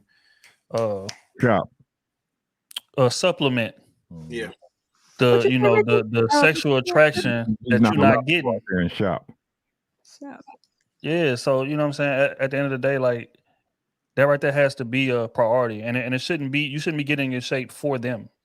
Yeah. You should want to show up as your best self, especially if they doing their job and they own, they part of the relationship. Your man working out, your man paying the bills, your man being considerate, doing all of that. Get your ass in the gym. You owe it to him. It's not a situation where, hey, I just, set me at my best in my work. Because he right. A lot of women try to use that. Hell no. So when you're pregnant first, the man or the woman. Not pregnant. No. I have a quick question. So can a woman do the same if he has a dicky do? Or if he's getting fat and like you can't even see your dick. Like, can you see your So dick? can a woman go out and do what she needs to if he has a dicky do? Oh, But the man can't go out and do what he needs to do if she out of shape. So Yeah, I no, was saying it's the no man on both can't go sides, which is why I'm saying. So if he What's has a a dicky dicky do, do? What's a dicky do? he can't Let's go see explain. nobody else. I'm throwing off on that one. What is mean he dicky do? stepped out? Dick size that if you don't have a dick size that you happy with, you No, a should- dicky do. What's a dicky do? Do. Well, let me But get the- that doesn't equate. That doesn't That's equate not what because happened. No, she can change the weight. She can change the weight, but he cannot change the I wanna- size. You're like, I want to know Hold if on. it's My real. question is, if she gets overweight, I think that's fair. I'm not disagreeing. I think it's her responsibility to keep herself up. Does he hold the same responsibility? So if he has a dicky do, What is that though? What is a Dude, dicky do? a That's dicky my- do is where your belly stick out more than your dicky do. Wow, that's funny. That's what I'm saying. Y'all, at my 10-year reunion at Howard, people were significantly larger, some of the men, and these stomachs and these bodies.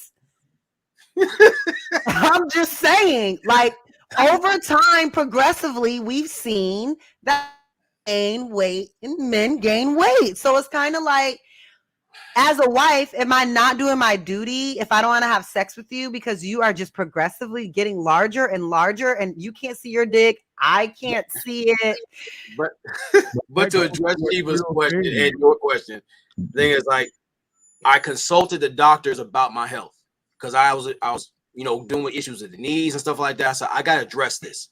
When I got the results, I talked to her about this. That this is what I'm going to do because I'm not happy where I'm at. And if we talk about being the best version of ourselves, this is be us still bonding and everything. She agreed to it at first. Now the thing I got pissed off is the lack of follow through. Because I take my health seriously. How am I going to fucking provide, to protect, problem solve, and procreate on my end?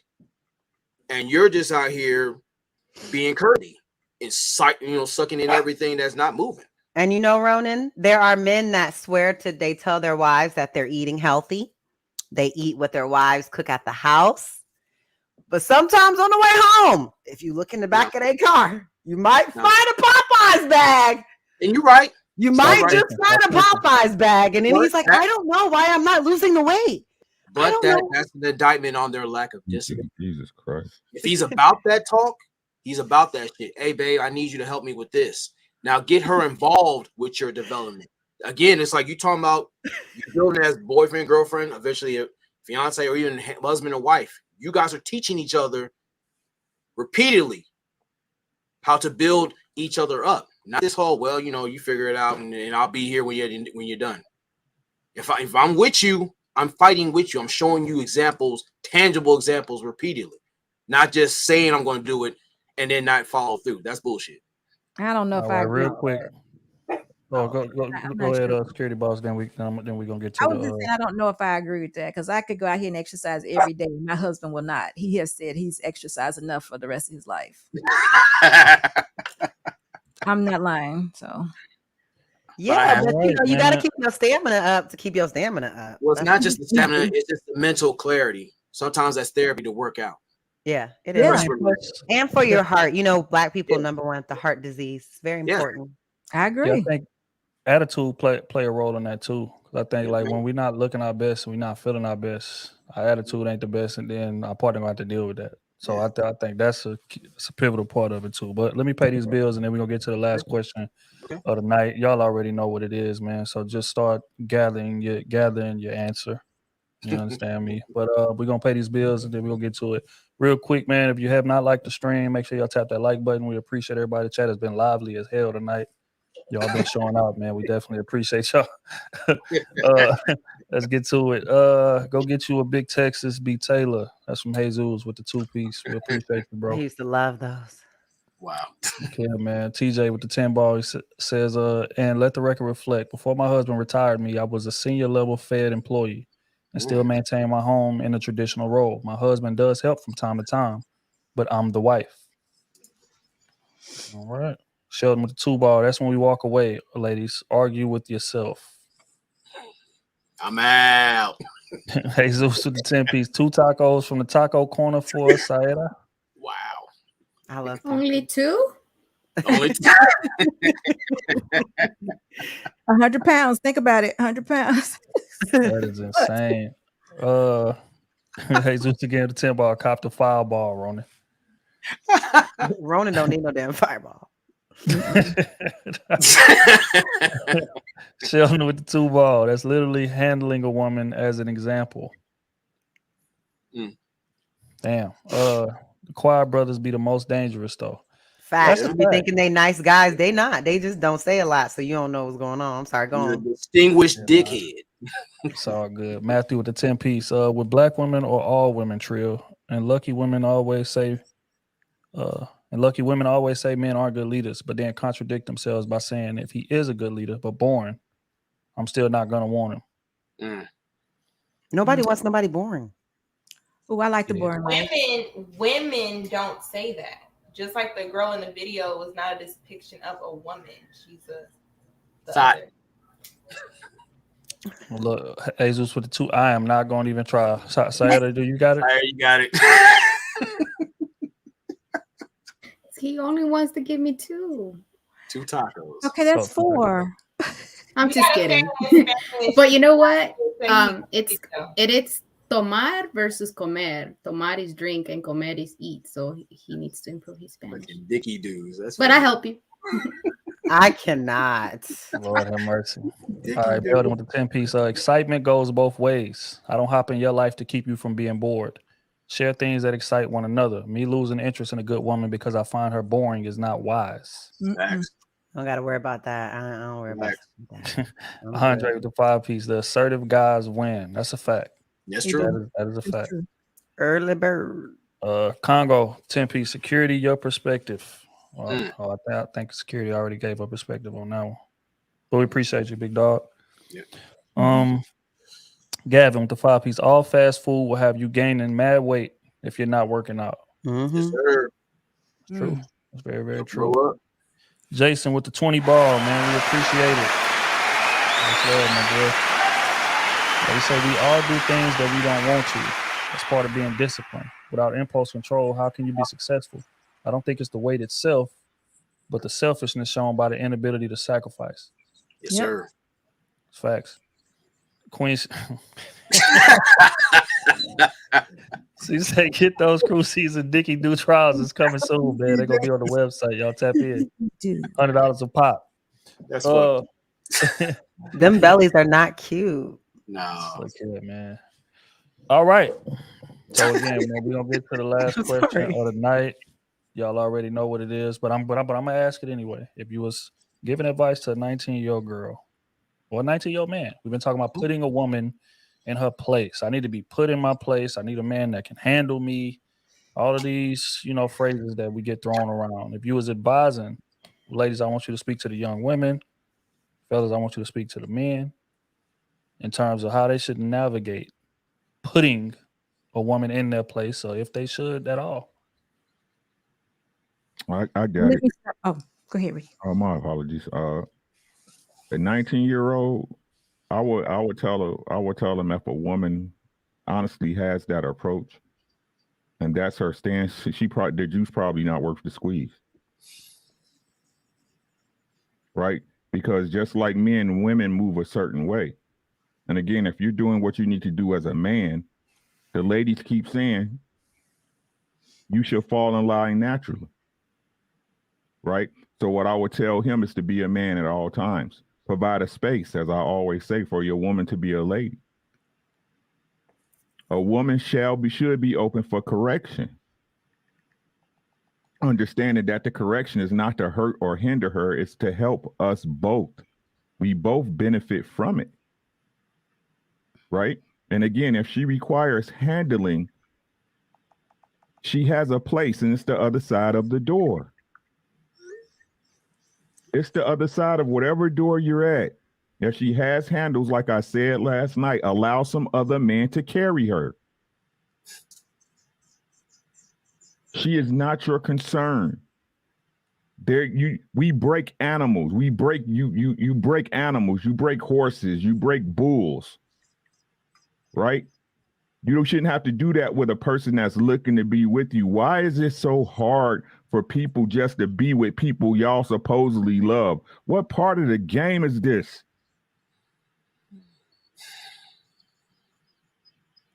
Right? Stop wasting y'all time on people that's not for you. And they tell you all the time, but you refuse to listen. You look at it as a challenge or look at something that's set up or part of nature. You know what I'm saying? Again, like I said, if we stuck into the point where we're so confined by our nature, we need to have different conversations. Right? But if we're people and we're grown and we're sentient adults, these things should be easy to take care of. Right? So again, young man, I totally put the onus on you. Right? I put the onus on all men. We have to be men at all times. Stop validating women stop validating these females. Let's give the real women their roses and treat them as such. But these ones that's out here, leave them in hell. Leave them there. They like hot showers and hell. Leave them where they at, bruh. Stop sitting up here and choosing a woman you know that's bad for you and then cry about the results. It's all your fault, dog. It's all y'all fault, right? So let's start being men, bro. And I'm telling y'all, it will take care of 100% of the problems. That's all I got, True. So can I go next? I would use one of Ricky's words earlier. I would tell the 19-year-old girl, I would love to talk to a 19-year-old, and I would tell her to preserve herself. I would tell her to actually align herself with what God would want her to be, a wife. I would say, find out what it looks like to be a wife, how to carry yourself, how to dress, how to speak, how to show up as a lady. So those men that are not worthy of you can't even begin to talk to you. I would tell her, set a standard for her life. And if it's not drinking, if it's not smoking, if it's not hanging out, going strip clubs, don't entertain a man that does those things. And I would tell her to be patient and just wait. But for all things, preserve herself to be a wife.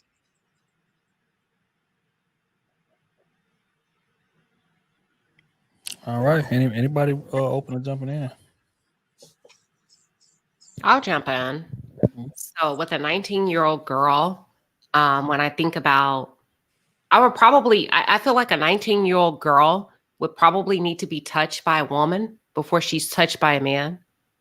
So leading up to me giving her advice for a man, I would spend a lot of time with her prior to that, loving on her, nurturing her, depending on her relationship with her mother, engaging her, as an older woman, taking her out to get her nails done so she could feel what love feels like from a female aspect, so that when she does get into a relationship, she has a village to come to for advice, when she becomes older.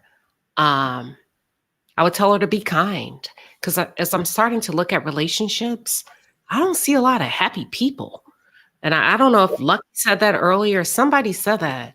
Like, everybody's mad. Like, I'd be looking at people like, damn, why y'all so mad?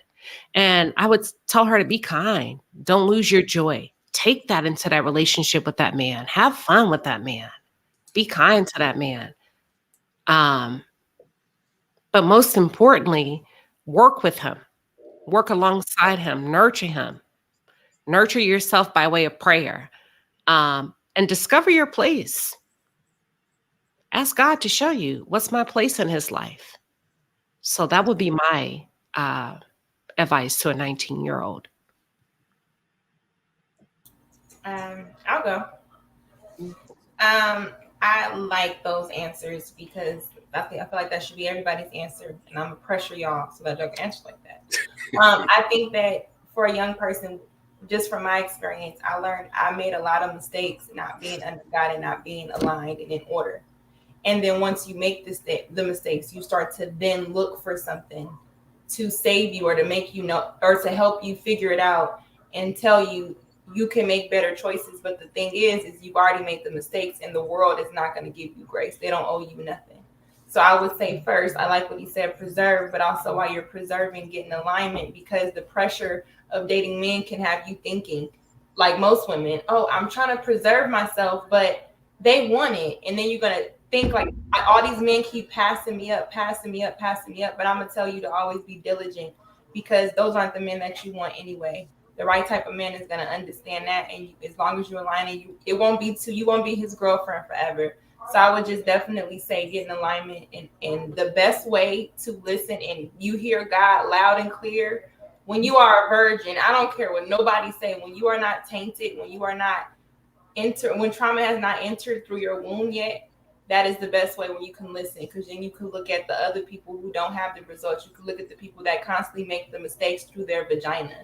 And I think that's the worst mistakes you can make. So I definitely would say what everyone says, and especially get in alignment, because once you are in alignment with that, the man has to also be, like we talked about last week or whatever week that was, have that foundation. That's when you know that this person is right for you. When you're not in alignment, you're judging off of feelings, and we are always going to judge wrong, because we're not looking to who's supposed to give us that discernment to know exactly who is for us.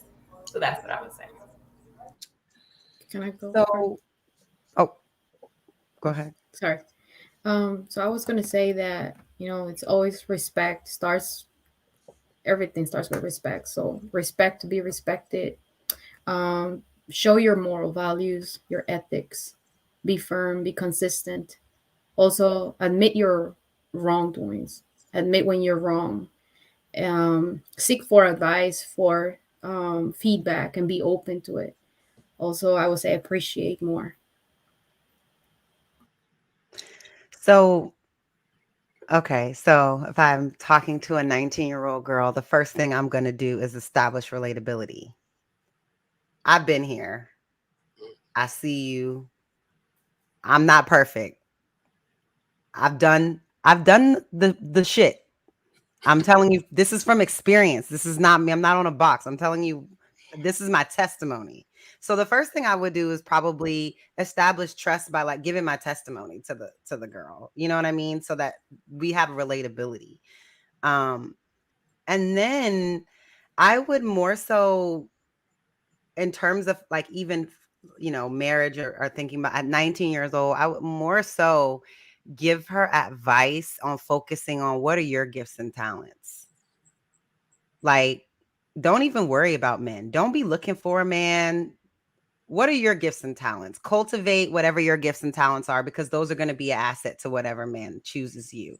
So focus on that, and he'll find you when you're in that space. Focus on that, and then definitely preserve yourself. But like 75% of people in this Gen X's lose their virginity between 15 and 18. So I'm just going to say, stop.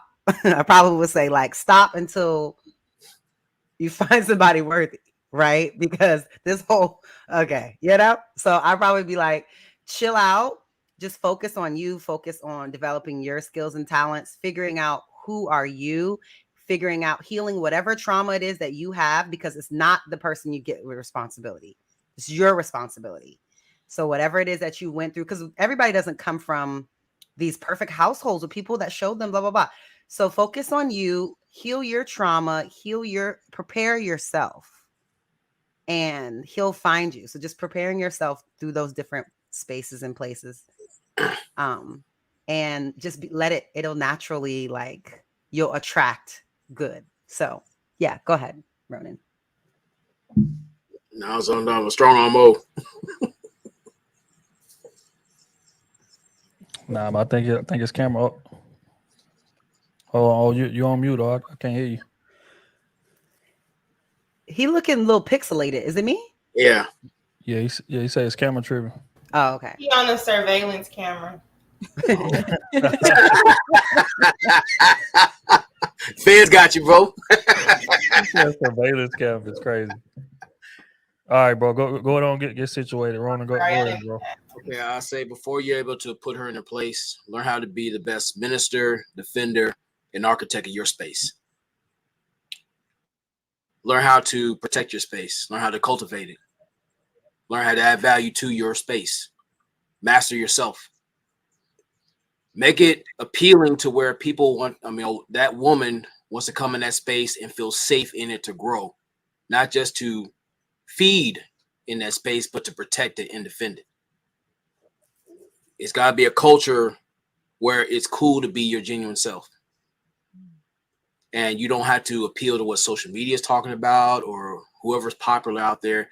You're your genuine self, and that person feels safe to be better alongside with you. So when it comes to you talking about your place, it shouldn't be hard. You shouldn't have to wrestle someone to be in that. They want to take that walk with you to their better part of themselves. All the fact that you have that emotional intelligence, that mental toughness, that patience, that empathy, and that direction, that's what is required of most leaders. Because how could she be safe following you when you don't even know where you're going for yourself? That's all I'll say. Well said. Oh, go ahead, bro.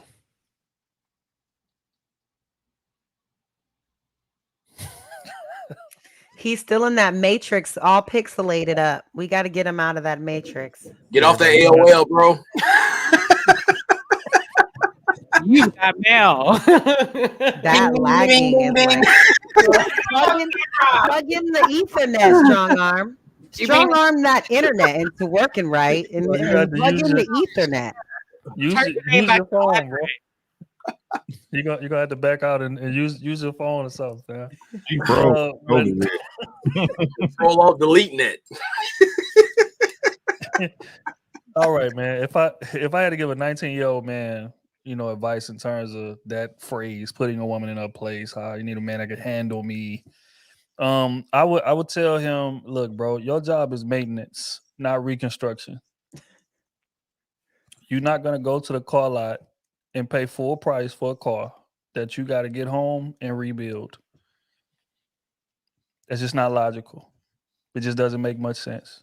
And I know, everybody comes with their own trauma, just like Kayla just said. People had rough upbringings and all of that, and insecurities from maybe their past relationships and things of that nature. It's not your job to fix that. It's theirs. Show up to me as whole product. Period. And if they're not, remove them and find somebody who is. We got to stop feeling sympathy for people, thinking we can change people, thinking we can fix people, thinking, you know what? If she was just with me, I could get her to where she needs to be. She wouldn't have that mindset. No. Let them go do that self-work on their own, because even if they do the work for you, it's not going to last because they didn't do it for themselves. People can play a role real well. You see it, people take job offers all the time. They put on their resume, yeah, I'm a Microsoft Excel expert. I got 20 years experience. I can use this software. I can do that software. People gonna say what they got to do, say what they got to say to get the job, right? And then they get in the job and can't do the job. So no, that is not your responsibility. You need to come to me whole or don't come to me at all. So that would be my advice to a man at that age. Your job is maintenance, not reconstruction, and don't let no woman guilt trip you into taking on that job. If you have to handle her, like I said, you handle animals. Like I like handle problems, issues, and things of that nature, right? Like you don't handle somebody that's whole, somebody that's secure, somebody that's confident in themselves. None of that's necessary, right? You need to come in here and fall into place like a puzzle piece. And this is and I ain't talking to the men who ain't got their resume in order, who trying to figure it out. I ain't talking about that. If you're 19, like I said, you in the process of building it, but you got these traits. You should be in school, or you should be in the military. You should be working on the trade or some kind of way to sustain, your livelihood, right? I'm talking about those men. Meaning that, you have a decent foundation set. So you can't let somebody come in there and get you off your path, because that's what that's going to do. You're going to spend more time trying to fix them than progressing on the goal and on the plan that you done set for yourself. So much so that by the time they're fixed, your cup is empty. You may not even have nothing left on the other side of that to have a legitimate relationship. So leave that work for them to do on their own. And I know how hard it may be. I know that the sex is good with her, you know what I'm saying? Like when y'all kick it, it's a good time, and she may cook real well, or she just know what to say, and all of that's fine and good. But those things that you have a problem with, they may not be showing themselves in a frequent fashion today, but they will on the back end. But just don't get too deeply involved to where, you know, you don't want to leave it once they do. So that would be my advice, man. Do not make the same mistake that a lot of these men make, feeling like I'm Superman, feeling like I could fix this woman, feeling like all of that. Some people are just, you know, are just a lost cause. It sounds harsh. Or just a lost cause for you at that point in their life. Yeah. Period. It's unfortunate. It's hurtful to hear. Yeah. But it's true. So, you know, the goal in life should be quality of life. Should be peace. Should be, you know, building some shit that has substance, something that we can look back on and be proud of. But if I'm spending half the relationship trying to climb out of a hole that I didn't dig, how am I going to build those things? How are we going to progress? How are we going to work on the things that we need to be putting energy and effort towards? So find you somebody that's, you know, on that, so y'all could just go, soon as y'all get with each other, let's just get to the building, man. We ain't got to do all that extra stuff. So that would be my advice. Hey, with all due respect, do you believe in relationship financing? Huh? Do you believe in relationship refinancing? Do you believe in that? Refinancing. Who are you explain that? I'm just Nah, he basically talking about getting into the relationship. You got a horrible deal, but you know what you got to do to get into the relationship. Then some point along the line, we refinance and, you know, basically start at a point that was better than the one that we signed up for initially out of, you know, not having much of a choice. He's basically being making in love with a lemon translation to relationships is what he's saying. It's like a ficky do. Crazy. I'll put his comment in the back if you want me to read it. I said, not with a dinky do. A dinky do. God, y'all in that damn those things are just not attractive. But I'll put his comment in the back. He said a 19-year-old man needs a board of directors. Wow. 5% older, mature, successful men with different backgrounds to help you elevate faster than your peers. I would say more, but I'm having difficulties on Boost Mobile. Okay. You know what's funny, Trill? I would say completely different to a 19-year-old boy than what I would say to a 19-year-old girl. I just want to put that out there. My advice would be completely different to a male than it would be to a female. Mm-hmm. My dad always told my brother, you only get with a woman whose problems you can fix or like whose issues you can deal with. And I think that's for both genders, like whatever people's like, because everybody has their bullshit, but like whatever it is, you need to know that those are things that you can handle from jump. No relationship hoopties.